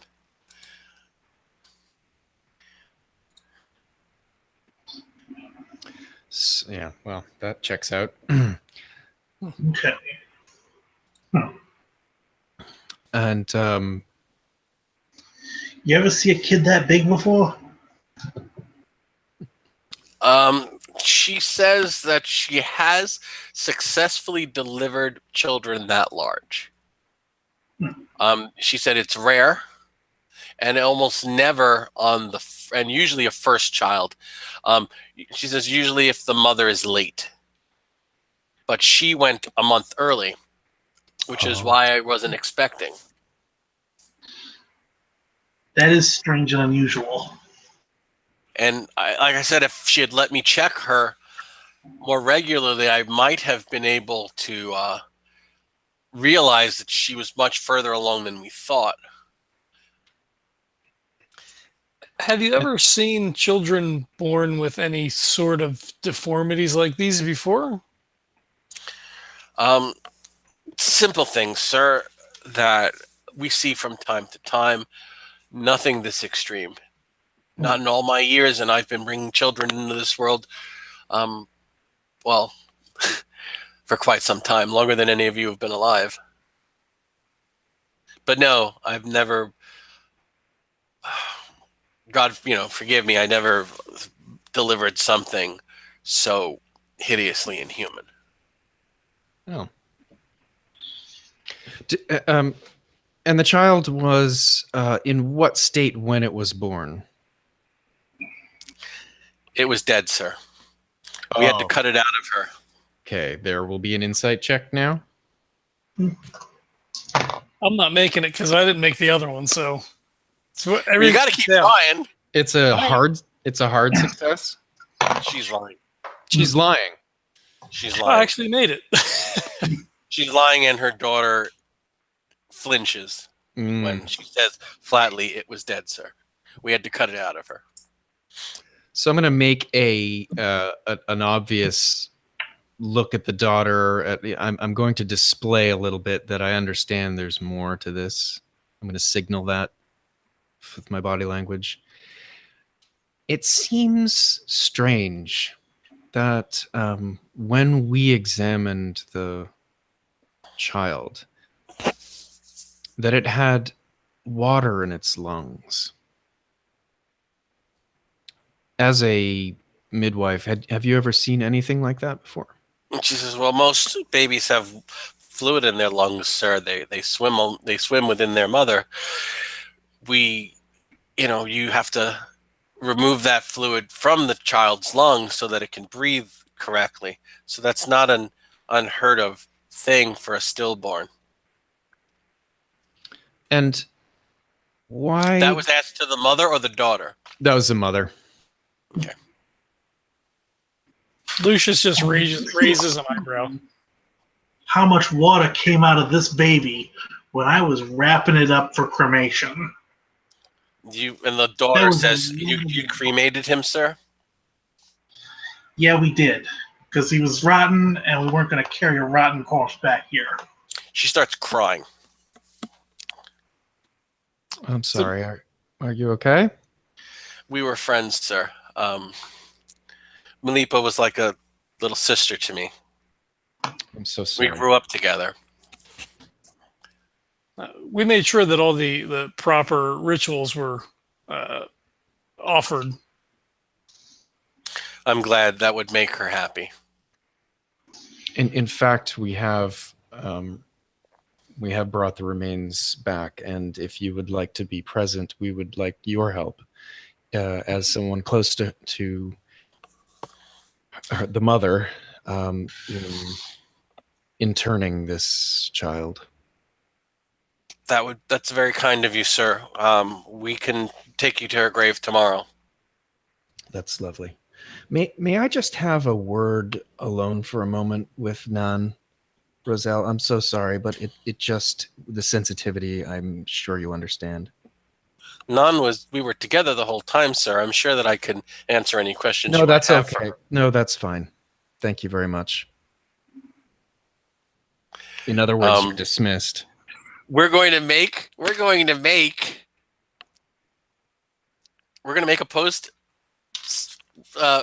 opposed persuade checks. Okay, good. And she's going to fail this one terribly because she has base but rolls a 24, which I believe is a success. I fail. Base is 15 for persuade. Straight up fail. And I'm She not says, "Sir, spending points. she says, I must insist that she was merely just assisting me, sir. If anybody else wants to jump in, they can. Please. Well, due to the nature of the relationship between the deceased and Nun, I believe that shit, what the hell's your name? That Salvius may be able to glean some further information about her behavior and possibly her mental state while she was with child. Okay, roll your persuade. Oh, 71. That's not gonna. I'm not even gonna look. You guys can use something else if you're not persuasive. What's the name of the guy whose house we're in again? Dulius Costa. Costa. I'm sure Costa would not appreciate hearing that you are impeding our investigation into these matters and possibly healing of whatever curse is on this village. And I'm going to roll an intimidate.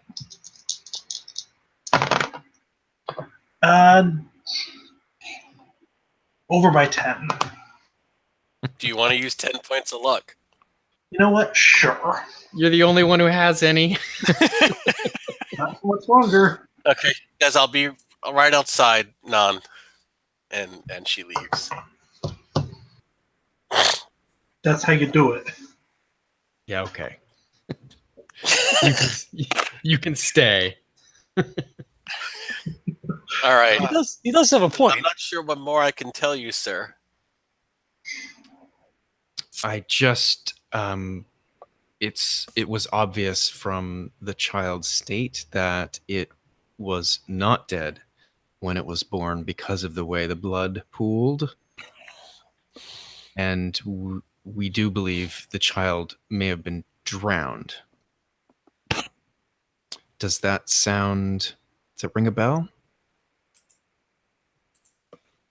Roll your insight as she says, I don't know anything about it, sir. Please. Not my place. Just squeaky on the dot. I got it. Okay. She's lying. Listen, this is too important to hide the truth from us. We are the only hope, perhaps, of this village and of redeeming the name of your friend, and this is your one chance. She starts crying and she says he was alive when they drowned him. They drowned him in a bucket. They held him by his feet and the back of his neck, and they put him in a bucket of water and they drowned him. His name was going to be Algernon. Oh. His mother begged us to care for him as she lay dying. I promised her we would, and then they drowned him. And I need everybody to make a sanity check. Oh, that's horrible, man. Pass. Oh, fail. 80. Fail. 80. I got 82. 80? Yep. Me too. For those who failed, 2 points. To those callous bastards who did not fail, no sand loss. I'm sure she you can said, find some flowers for Algernon. Yeah, I bet. so she's like crying, and she says that, Malipa knew she was dying when we were trying to turn the baby, and she was begging us not to, that if she didn't make it, not to let anyone hurt the baby, that the baby was innocent of any wrongdoing. And that was the only good thing that she still had. She said she told me in confidence that it was none of the boys from the village. And that's why she didn't allow any of them who offered to marry her, because she was afraid the baby would not be right. She didn't tell me why she feared the baby would not be right. Did she tell you anything about the father? She said that he was not from around here, that he would have that the baby might have a very foreign look. That it was someone that she encountered while she was lost.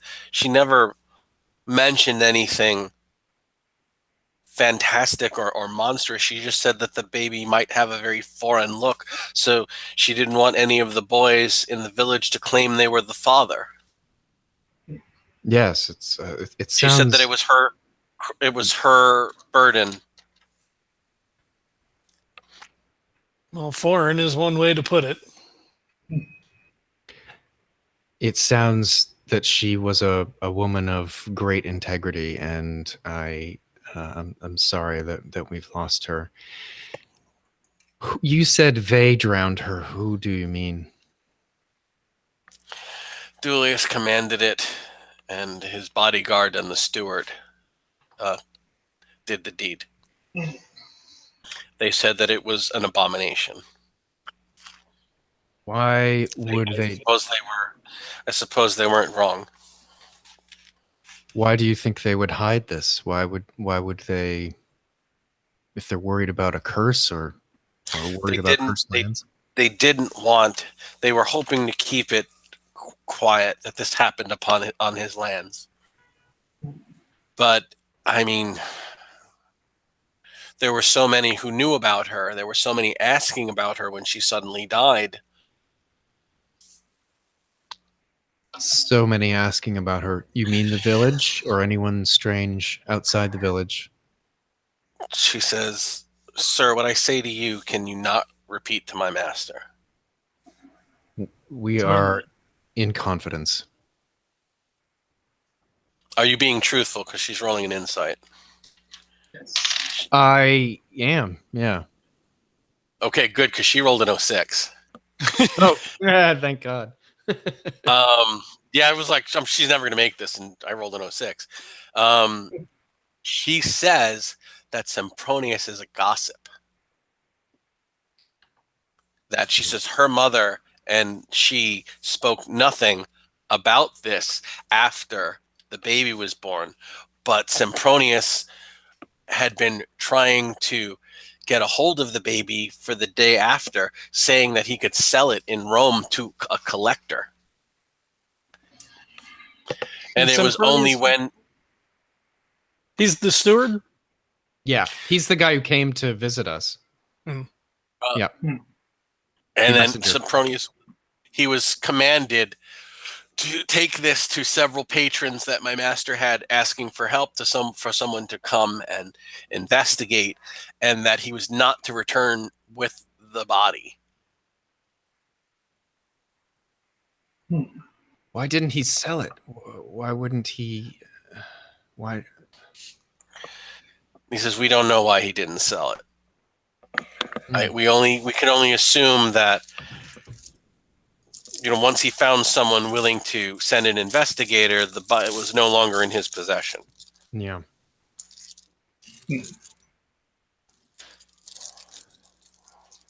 He was told that he was to return with help quickly behind him, or he was not to return at all. He says apparently our master had very bad nightmares after the death of the murder of the child, and sought to make amends with the gods and the spirits. What gods? All of them. Yeah. No, we thought about that too. And did he make it back? Is Sempronius here? No, he is not. Oh, really? Well, we left before he would. I mean, unless he left right away. We left that evening. That's true. He could still be behind us. It's true. Yeah, I'm trying to think what he would have to gain. I guess he would, it's possible he could go tell someone else and try to make a profit, but we have the ashes, so. Well, clearly, at this point, Dulius is responsible if there is indeed a curse laid on the village for the murder of the child. Yeah.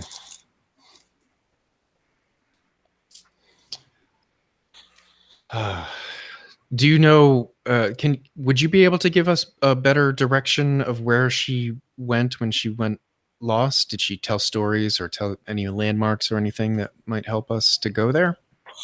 Tomorrow I can take you to her pastures and point out where she said she sought shelter, but other than that I wouldn't know, sir. No, that's perfect. Yeah, that'll be good enough. And we've had the house sealed. Sealed? After she died and was buried, Master ordered the door be nailed shut and the windows be nailed shut until an investigation can be made. We'd like to clean out the house, sir. There's probably food stuff, rotting cheese and such. We were hoping that, you could help us. Yes, of course. In fact, perhaps could you take us there now? Yes. Okay, it's guys? nighttime now. Well, She says, now? I suppose, sir, if you insist. well, just the investigation's going to suck in this light, so I don't think so, guys, right? Wait till morning. Yeah, we can wait till morning. Not the first light. Oh, man. I was like, I'd love to do this by torchlight. Have you guys out going out to this little nailed up hut? Yeah. Anyway, all right, so we're waiting for daylight. Spooky as hell, but yeah. Well, so Lucius would tell her not to reveal to anyone what they've spoken of other than what her mother already was a party to. She says that my mother is an old woman. If we were forced off our lands because of anything we said, it would, my mom would not be able to reestablish herself in another village. So she says, I hope you mean to keep your word, sir. I will say nothing as long as you say nothing.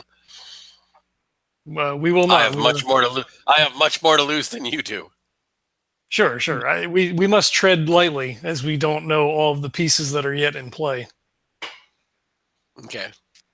As an aside, a funny story. I was playing Cthulhu Dark Ages in Gen Con, one of the first years it came out. They were really excited about revealing it, and we're all playing Dark Ages villagers, and there was some spooky ghost type shit happening, like these spirits beckoning us to come and investigate, and none of us would leave our huts.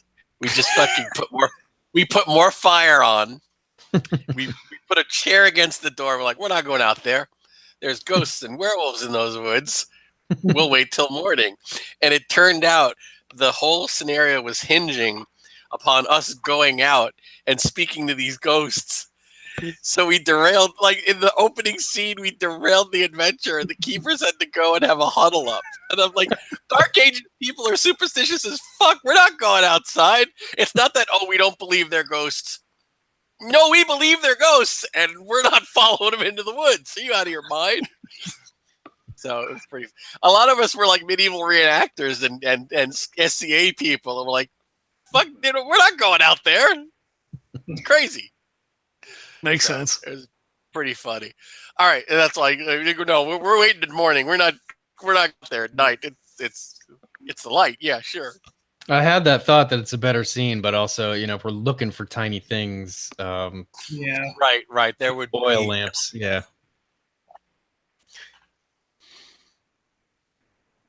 Okay. So, all right. Does anybody need to use the restroom? Or are we good? We've been playing for a I'm bit. good. I could use. I'm sorry. I could use just 3 minutes to get liquid. Okay, so let's do that, and we're gonna take a break, and we'll come back to it. Okay, just a couple of minutes. Yeah. Okay. Cool.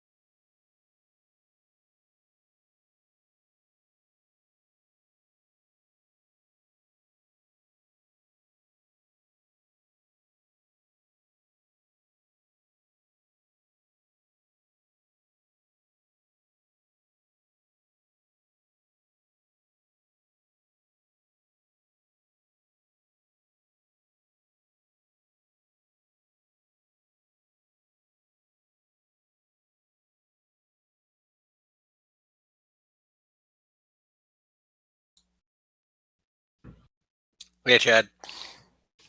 Hey. You realize it's after 11 already? Yeah, I know. There's been a lot of dialogue. No, this is awesome. This is how I love to play, and I'm like all jacked up from the pot of coffee. So Right. I'm not feeling it's 11. I had a disco nap and a pot of coffee. I'm just worried that we're gonna need to stop. I mean, when he said it was a one shot, I'm like, I never said that. Well, as opposed to a campaign. Right. Could be a 2.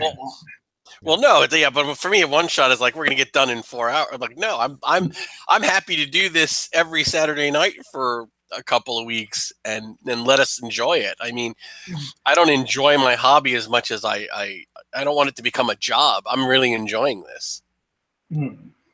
Yeah, same. I like this crew too. It's fun. Mm-hmm. Good characters, good players. Ruben sent me 2 more finals. I'm going to forward it to you. Ooh. Of the monsters.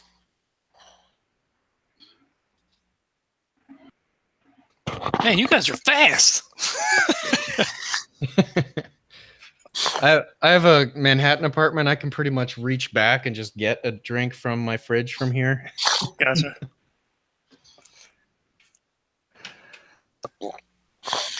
So I don't know how late you want to go. It's 11 for where we are. I mean, I'm happy to do this over several sessions. And honestly, we're not going to finish in one session. Like I'm letting this kind of happen, and we're just enjoying it. I don't want to rush it. Yeah. Right. So is there a cutoff time, people? I had a pot of coffee and a disco nap in my afternoon, so I'm good for a while. I'm jacked, but I'm trying to be and I'm eating like a Swiss roll, so I've got the caffeine and sugar and nap in me. But that's me. So let me know if you guys have an idea of how much longer you want to go. I definitely want to do the scene of investigating the hut. Yeah. Okay. If we could wrap after that scene, maybe if we're about at midnight, would that work for people? Scene. And That's fine.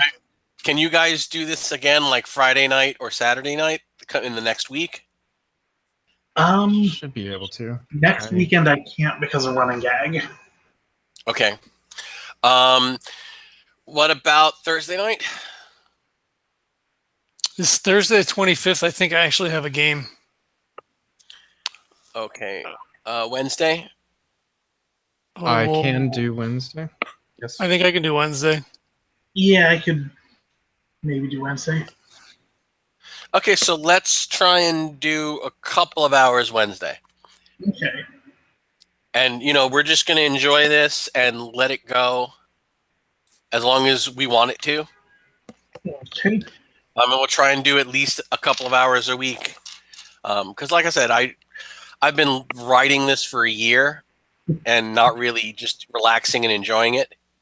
And I am relaxed and enjoying this game. So, Right. Yeah, and I know you never. I know you never get to play, Bill. Yeah. No, it is a very rare occurrence for me. I think I can count the number of times I've been a player in Call of Cthulhu on 3 fingers. Yeah. I don't get to play that often either. And when I do, I'm like I am now. I'm all jacked on caffeine because it's like I'm a dog off my leash. I'm like, I finally get to play. Okay, so the night goes by, and the morning comes, and Nan is there, waiting. So as soon as you guys are done grabbing whatever little morning snack, again, Romans didn't really eat any big meal except dinner. So breakfast is usually a piece of fruit and, a piece of bread, and you go. So she's willing to take you to where Melpia lived. Excellent. And is just she taking us there? Yes. That would be preferable. Okay.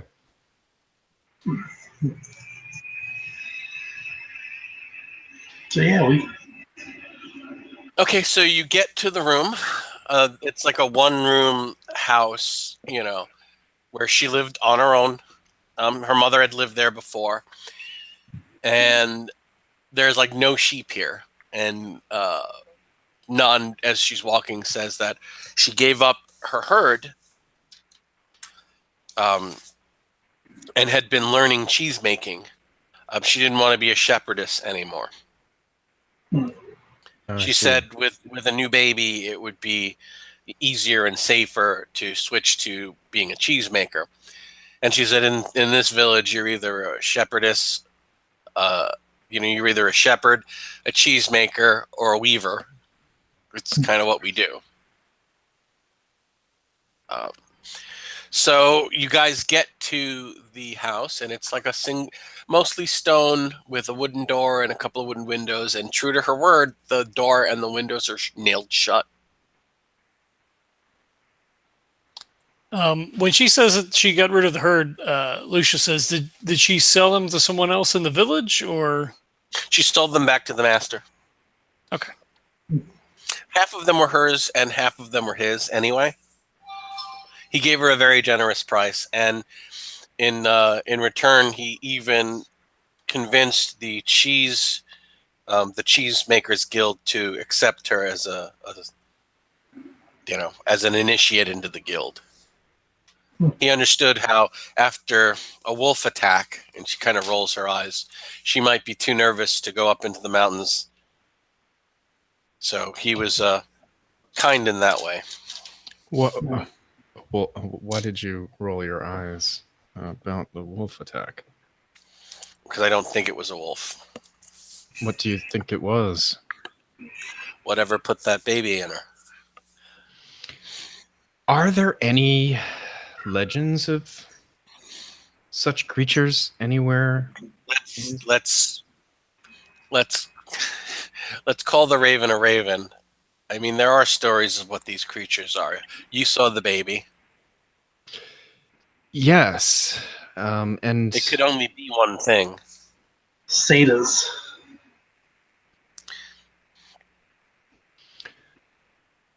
Well, Yes. we were all thinking it. yes, Okay. So if you guys want, you'll have to make a strength check to get into the house. I'll make it. I won't. Hard success. Not even trying. All right. easily pull the door open. And again, there's a foul smell of bad milk and spilled blood. Oh yeah, they didn't clean at all. Yeah, there's like 10-day-old bloody rags and bloody bedding. You know, an undumped chamber pot, sour milk, moldy bread. You know, she said, "I'm sorry, but you know, Master ordered it nailed shut the night it happened. No one's been in there." That's this is exactly how we wanted it to be. These things must be kept preserved. Okay, what do you guys wish to do? Some preservation. Would Lucius have anything in the kit for the smell, like from being on the battlefield, right? So they would go and You know, honestly, being on the battlefield, you don't really notice it. It's okay. that. I mean, you're with the things that you've been through. I mean, I'm kind of. How old is your character? Is he more than 30? 28. He's 28. 28. Yeah. You might have been a new recruit in the Third Jewish War.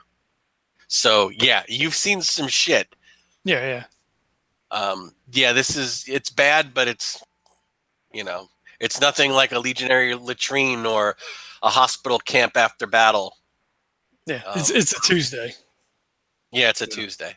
Okay. I didn't know if he would have like a little camphor or something for like when they would go back, you know, to collect up bodies or look for wounded or something, if that would be like a standard issue kind of thing. All right. Non starts a fire outside, and she says, when you guys are done, if you wish to kick out the bedding and you know, the rags, I'll start burning that. But we didn't want to touch anything until you'd had a look over it.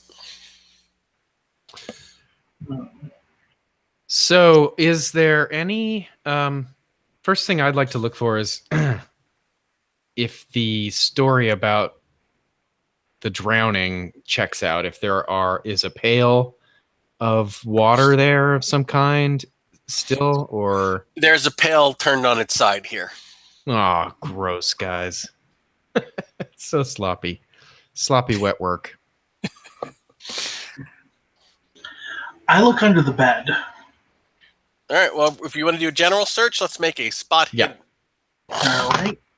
Yeah, Lucius would be looking for like papers, like love notes. Success. Ooh, 10. Let me tell you just how good that is. 04 out of Everybody 60. Okay. Extreme extreme. success. Okay. First thing you guys notice, and this is just you notice, there are about 6 magical protective charms hanging God. in this residence. And as you look them over, like, these are powerful, high-end, and fairly new. Probably more than she could afford. But someone had invested a lot of time to try and protect her. So you're thinking that if she was in fact cursed, the abundance of these charms might have meant that someone was removing this curse. Costa. So funny.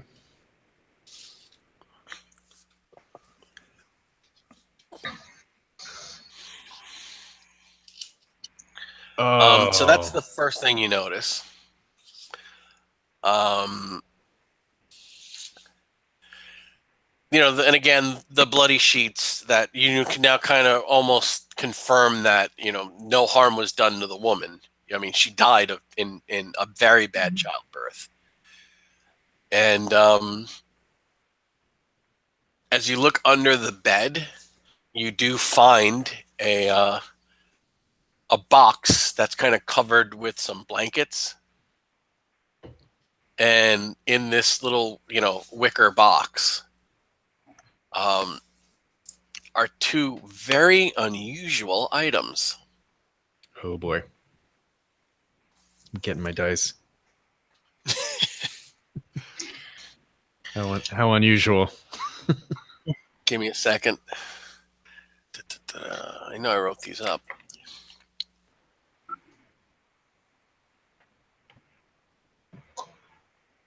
So wax tablet that I don't read, and Max said maybe it was a placenta. that is unusual. Oh, satyr placenta and a cowl.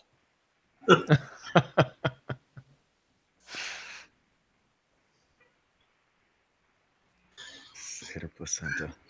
Gross. That's the name of my death metal band. Satyr placenta.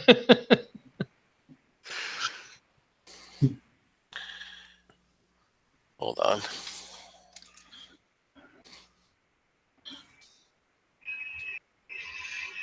Okay. You find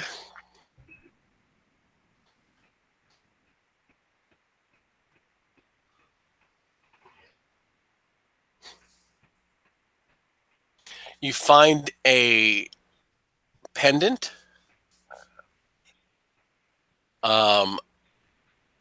that is a strange pale gem.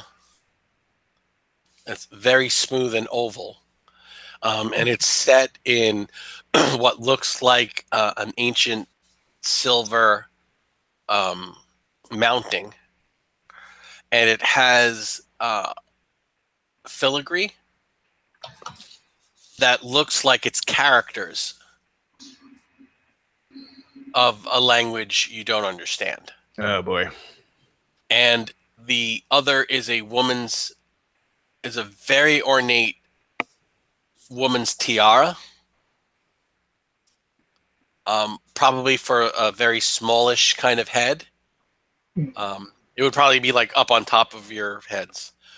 And again, it's the strange silver filigree pattern reminiscent of the pendant, but this filigree is not characters.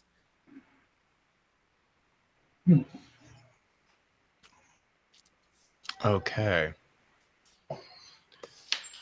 Have I ever seen anything like this before?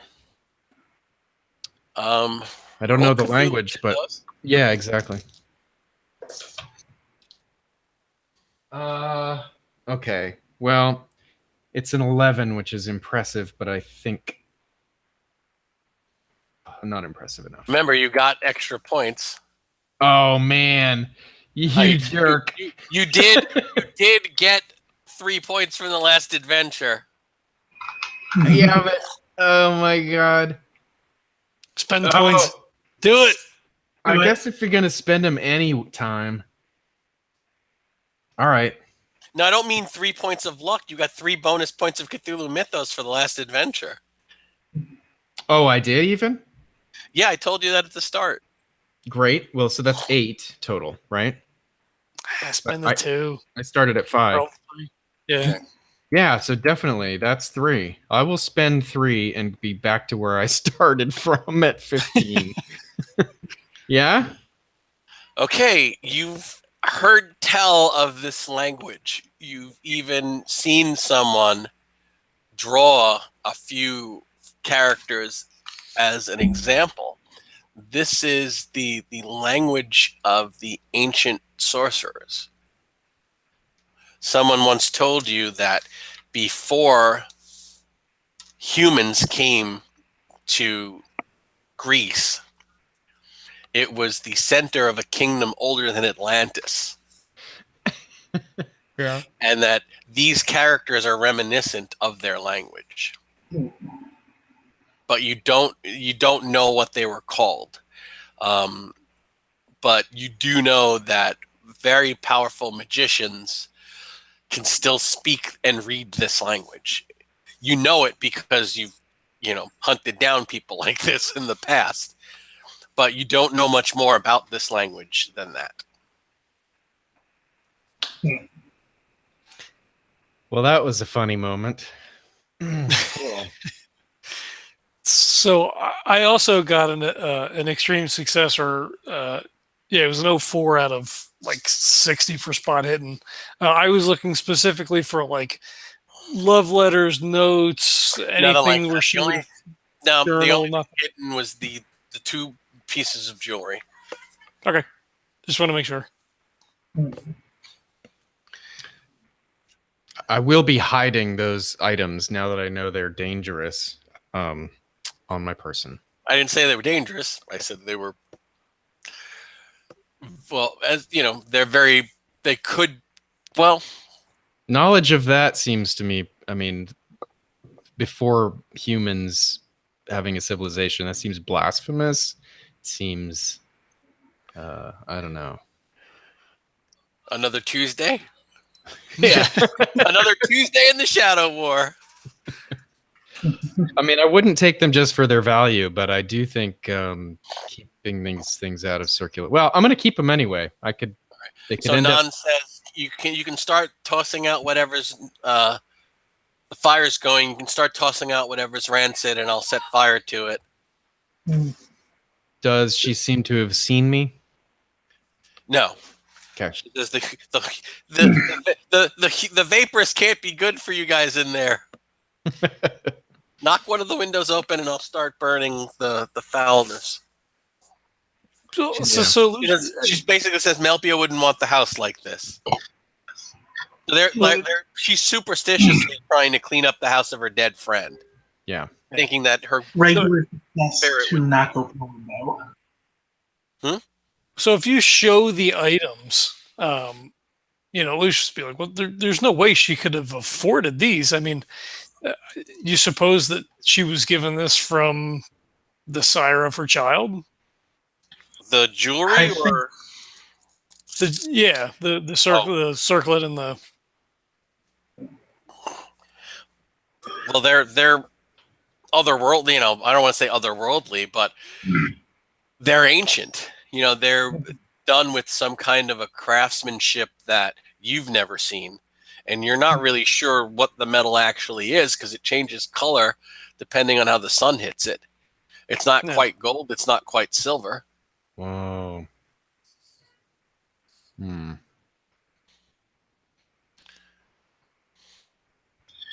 So I start chucking the rags and bedding out to be burned. Okay. She thanks you and starts, moves it with a stick into the fire. And as, more and more of it burns, the smell does dissipate.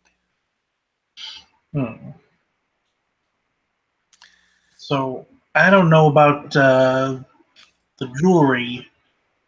All these amulets, I think, came from Costa. Yeah, that sounds right to me. Or do you want to consult Nan? Yeah. Yeah. Okay. Well, you put words together prettier than I do. You talk to her. Well, we've developed a little bit of a rapport. She didn't want to keep these secrets. You're really feeling like she wanted someone to talk to. It's probably a relief. Yeah. Listen, I just wondering about these charms and these protective amulets. Do you know anything about these? Not the ones that I've hidden, but the ones that are hanging. She says, "Oh, these were gifts from Matthias." Matthias. Matthias is our local magus. I see. He thought it would be best to protect her. He does good work. These are. I didn't know that he'd given her so many. Did they were given, or did Costa? Oh, she couldn't afford his work, I'm sure. Well, yes, but did Costa pay for Matthias to do this, or did Matthias do it out of generosity? I don't know, sir. I can take you to him. He lives in the village. Yes, we would like to see him, but when we finish up our work here. Did she happen? Go ahead, please. Oh, I was going to say, did she happen to mention why she would need so much protection? She didn't mention it to me. Perhaps she mentioned it to him. And did anyone else come by who had an interest in the child? Seems like she kept to herself mostly. No, no one else came by. She started pushing people away the larger her belly became. She wouldn't even speak to me, and I'd known her my entire life. She used to follow me around when she was a child. As if, like I'm an older sister to her. I'm so sorry. As am I. And did Matthias, did he come by early? Was he often coming by from the beginning of the pregnancy? I didn't know that he'd come by at all until we saw the charms. The place was full of them when we came. And you came how much long before the birth? You just we were here for hours. We were trying to turn the baby from twilight.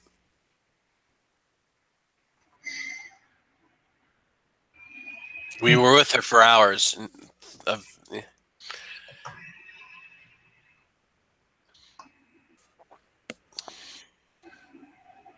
right, so what do you guys want to do?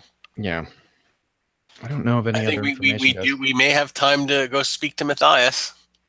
Yeah, let's go see the wizard. Yeah, we'll I continue the worst of the cleanup, I think. Just throw a bunch of rags on. Does that sound right, guys? Right. It's like, the floor's going to need to be scrubbed and stuff, but yeah, it's basically no one was allowed to go in here. Right. We'll let it air out. Okay, and you're bringing the 2 items with you. Yes. I am, yes. Okay. All right, so she takes you to Matthias, who lives in a rather nice home in the village.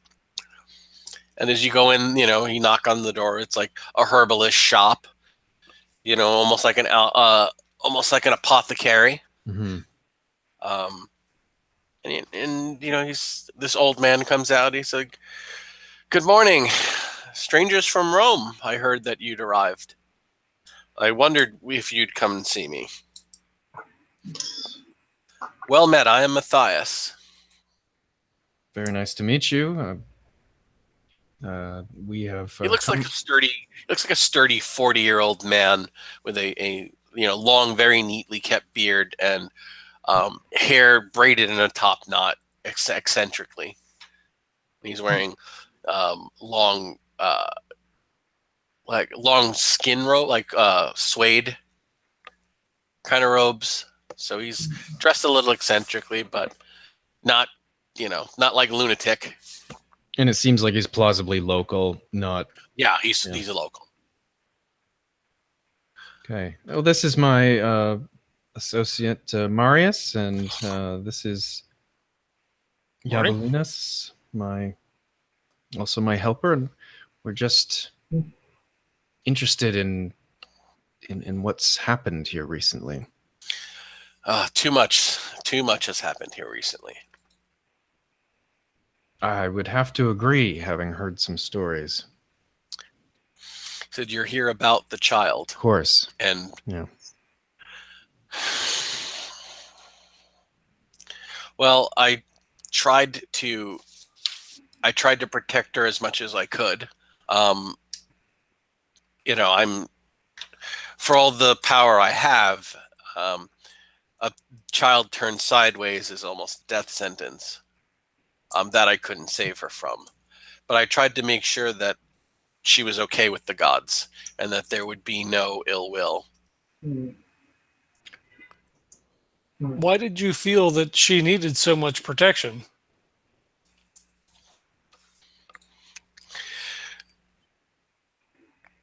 Because this has happened before. Excuse me? It's longer ago than anyone here remembers. And it's not a story I would spread, for who would believe me. But, mind if I smoke? Oh, by all means. He lights a pipe and sits and says, "I will relate the story if you will give me a coin for my dinner." Oh, sure. Yes, absolutely. I'll produce it. I assume I've been. Yeah, you probably have a purse. money bag. Yeah. Okay. I So, couple Sturchi. okay. He says that there is tell of a lost forest high in the mountains, and they call it the Land of Wonder.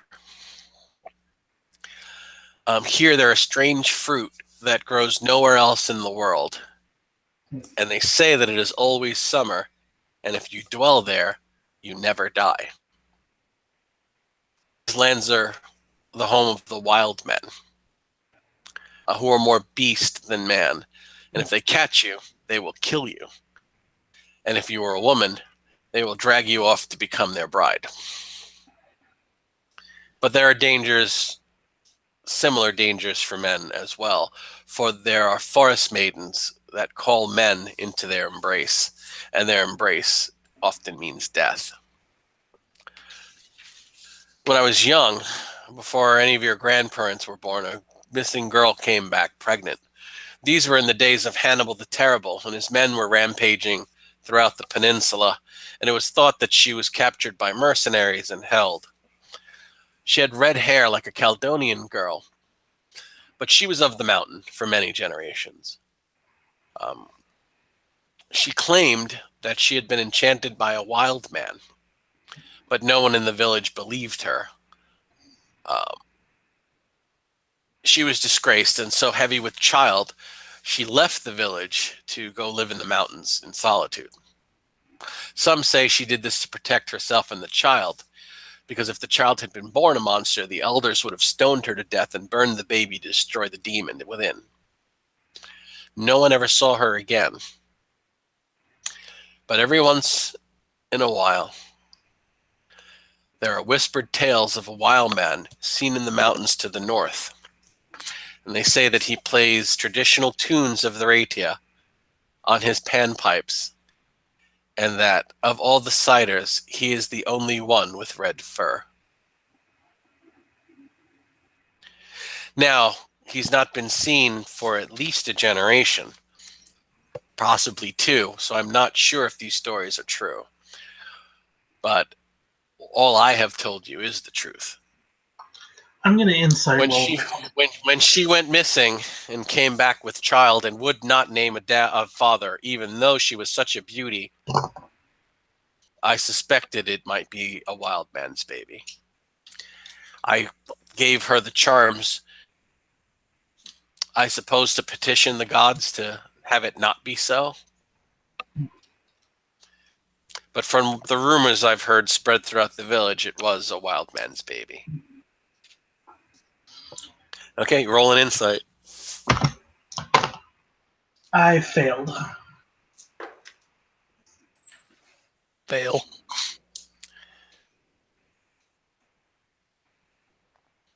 Although he looks to his two companions and says, what color was the hair on the child? Oh, you remember it as being a dark furred. Dark. Okay.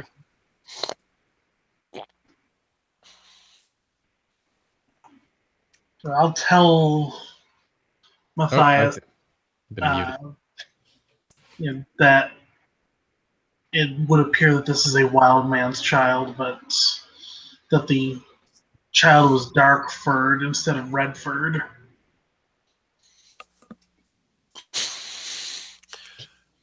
He was there. He was there though, right? He says when this happened when he was a child, back when Hannibal was rampaging. He's a wizard. I have no reason to doubt him.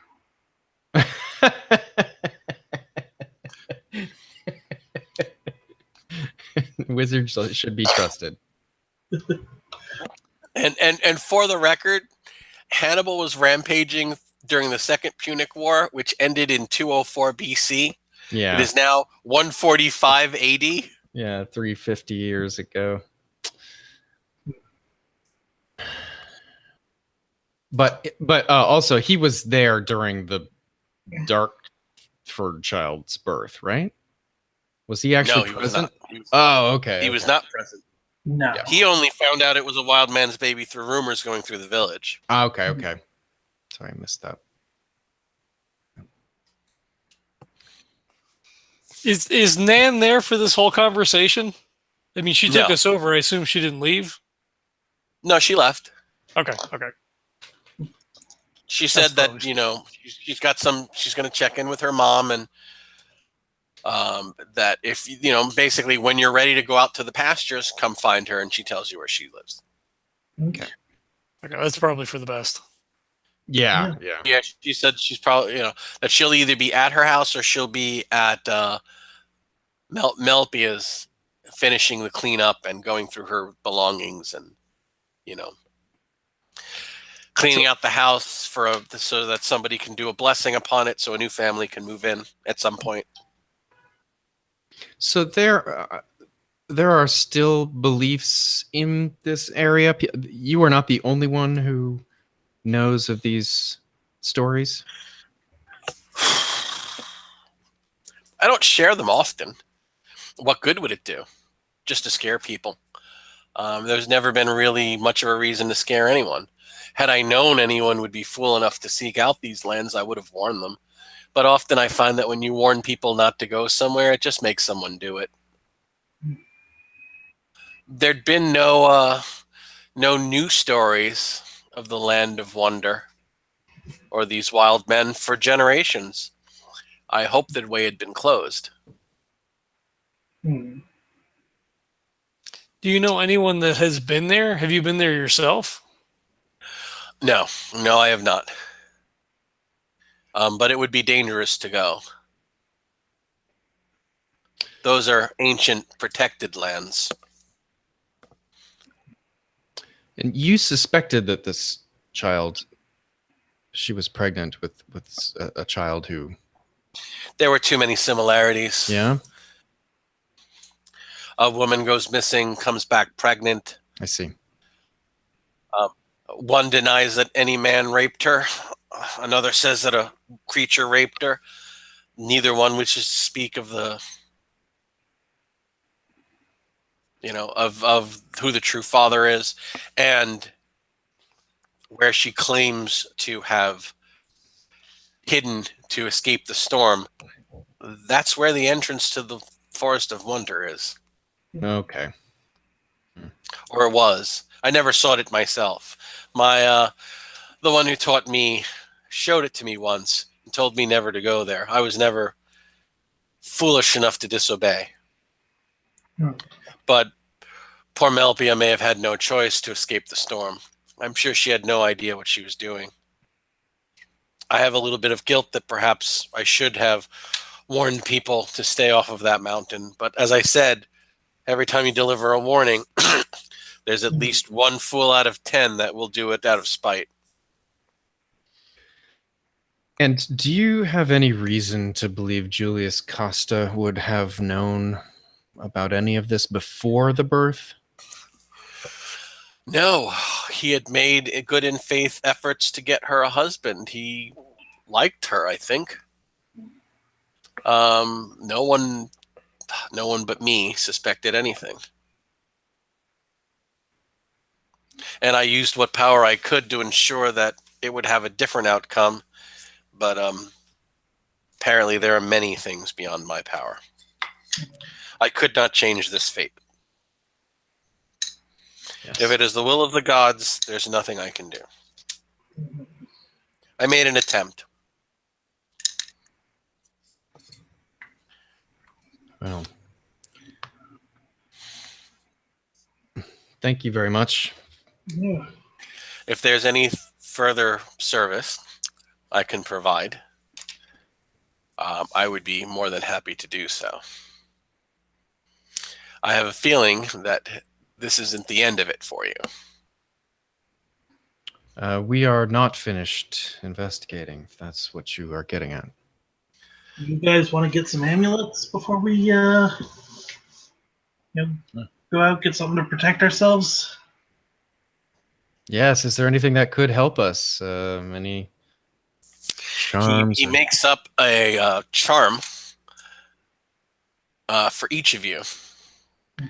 And he says, if you were going where I think you were going, you will need something unusually powerful.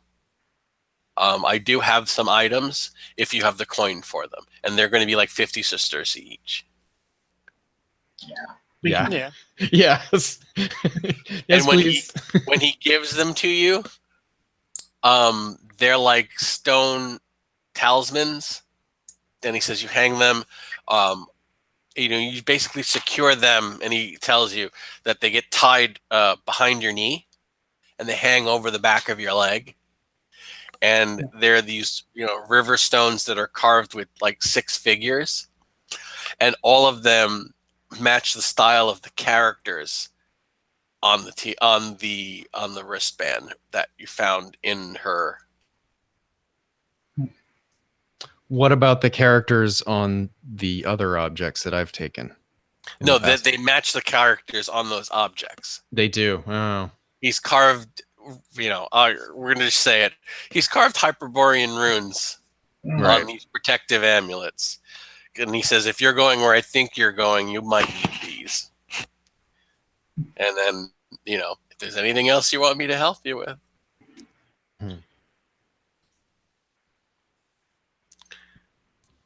That's great. No, Yeah. I think we're good. We appreciate everything that you've done for us thus far. Yes. He says, and I will give you one thing for free since you've been such a valuable patron this day. I might even be able to close. Mhm. Take the rest of the day off. Go for a walk.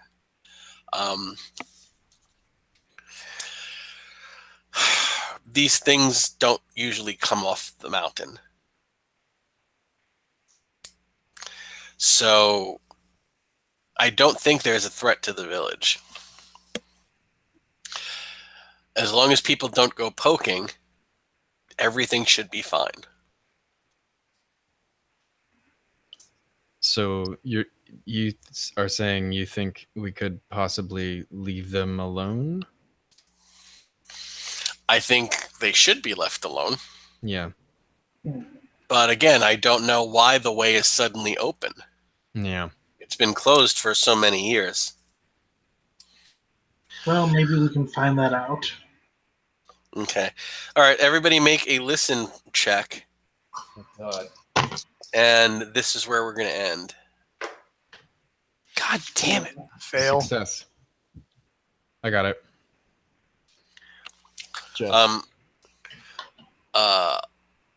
A couple of boys go running by, and they're like talking excitedly about running home to tell their parents something. And they were like, yeah, did you see that one with the net and those long spears? I've never seen anything like it. They said they came all the way from, they're saying that they're Romans. We're gonna have to kill 2 boys next session. That sucks. Well, they're specifically talking about Romans carrying spears and nets. Oh, nets? You don't have a net. Either No. of you? Oh. No. I was a Marmilla. And the leader had a horse. I see. Huh. This does not bode well. No. One of them, they said, was a gladiator. Oh, weird. Well, What? we should let's catch up to them, no? You Get more can. information? Yeah. Do you believe Sempronius came back with someone else? Could be. You catch up to the boys easily. Is there anything you want to ask them? Yeah, well, generally just get an idea of what they said. So, They said that late last night, some men came through the village. They woke the innkeeper, asked a bunch of questions, drank most of his best wine, and set off before dawn. There were 8 of them. They were all well armed. They were all they had nets and spears and One of them had a tracking dog.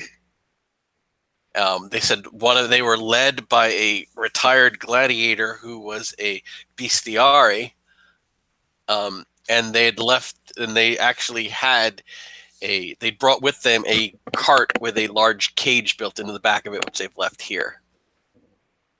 Oh hell, God! Oh really? I don't think they're just collecting bears. Oh sure. Well, I hope so. All right, so I guess we will end here. Yeah. Cool. All right, so what do you guys think with just 4 pages of rough notes? Oh, Yeah, that's good. So far, so good. Yeah. Pretty interesting. Mhm. Really interesting. And gross. Well, thank you. I know it is gross, but yeah, Wow. Yeah. I'd love to talk more about it, but it ruined the adventure. So Yeah. Well, like I'm but so I think, used to like talking to you guys about the adventures I write. Now I can't. yeah. Well, but I think like even if a child wasn't horribly deformed, I mean, they would leave children out Yeah. to The murder. be exposed and died. So that, like it's extra horrible because the kid is super deformed, but that is not like an uncommon thing. Not in the slightest. No. There are lots of things that were common to Romans that are absolutely horrific to us. Oh yeah, Sure. for sure. But yeah, infanticide of a deformed child, you know. Normal. Very normal. Yeah. Up through Yeah, the freaking Renaissance. I mean, it's not exactly Yeah. not that old. I think the circumstances that the mother had just died, you know, Yeah. begging not to hurt the child and then they fucking drown it that's why Yeah. that woman lost a lot of sand. You know, she was hoping to confess to someone.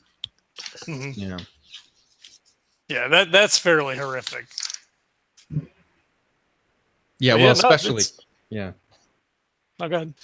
Well, it's just especially tragic that the daughter, you know, with her relationship, sitting there watching it happen. That's real rough.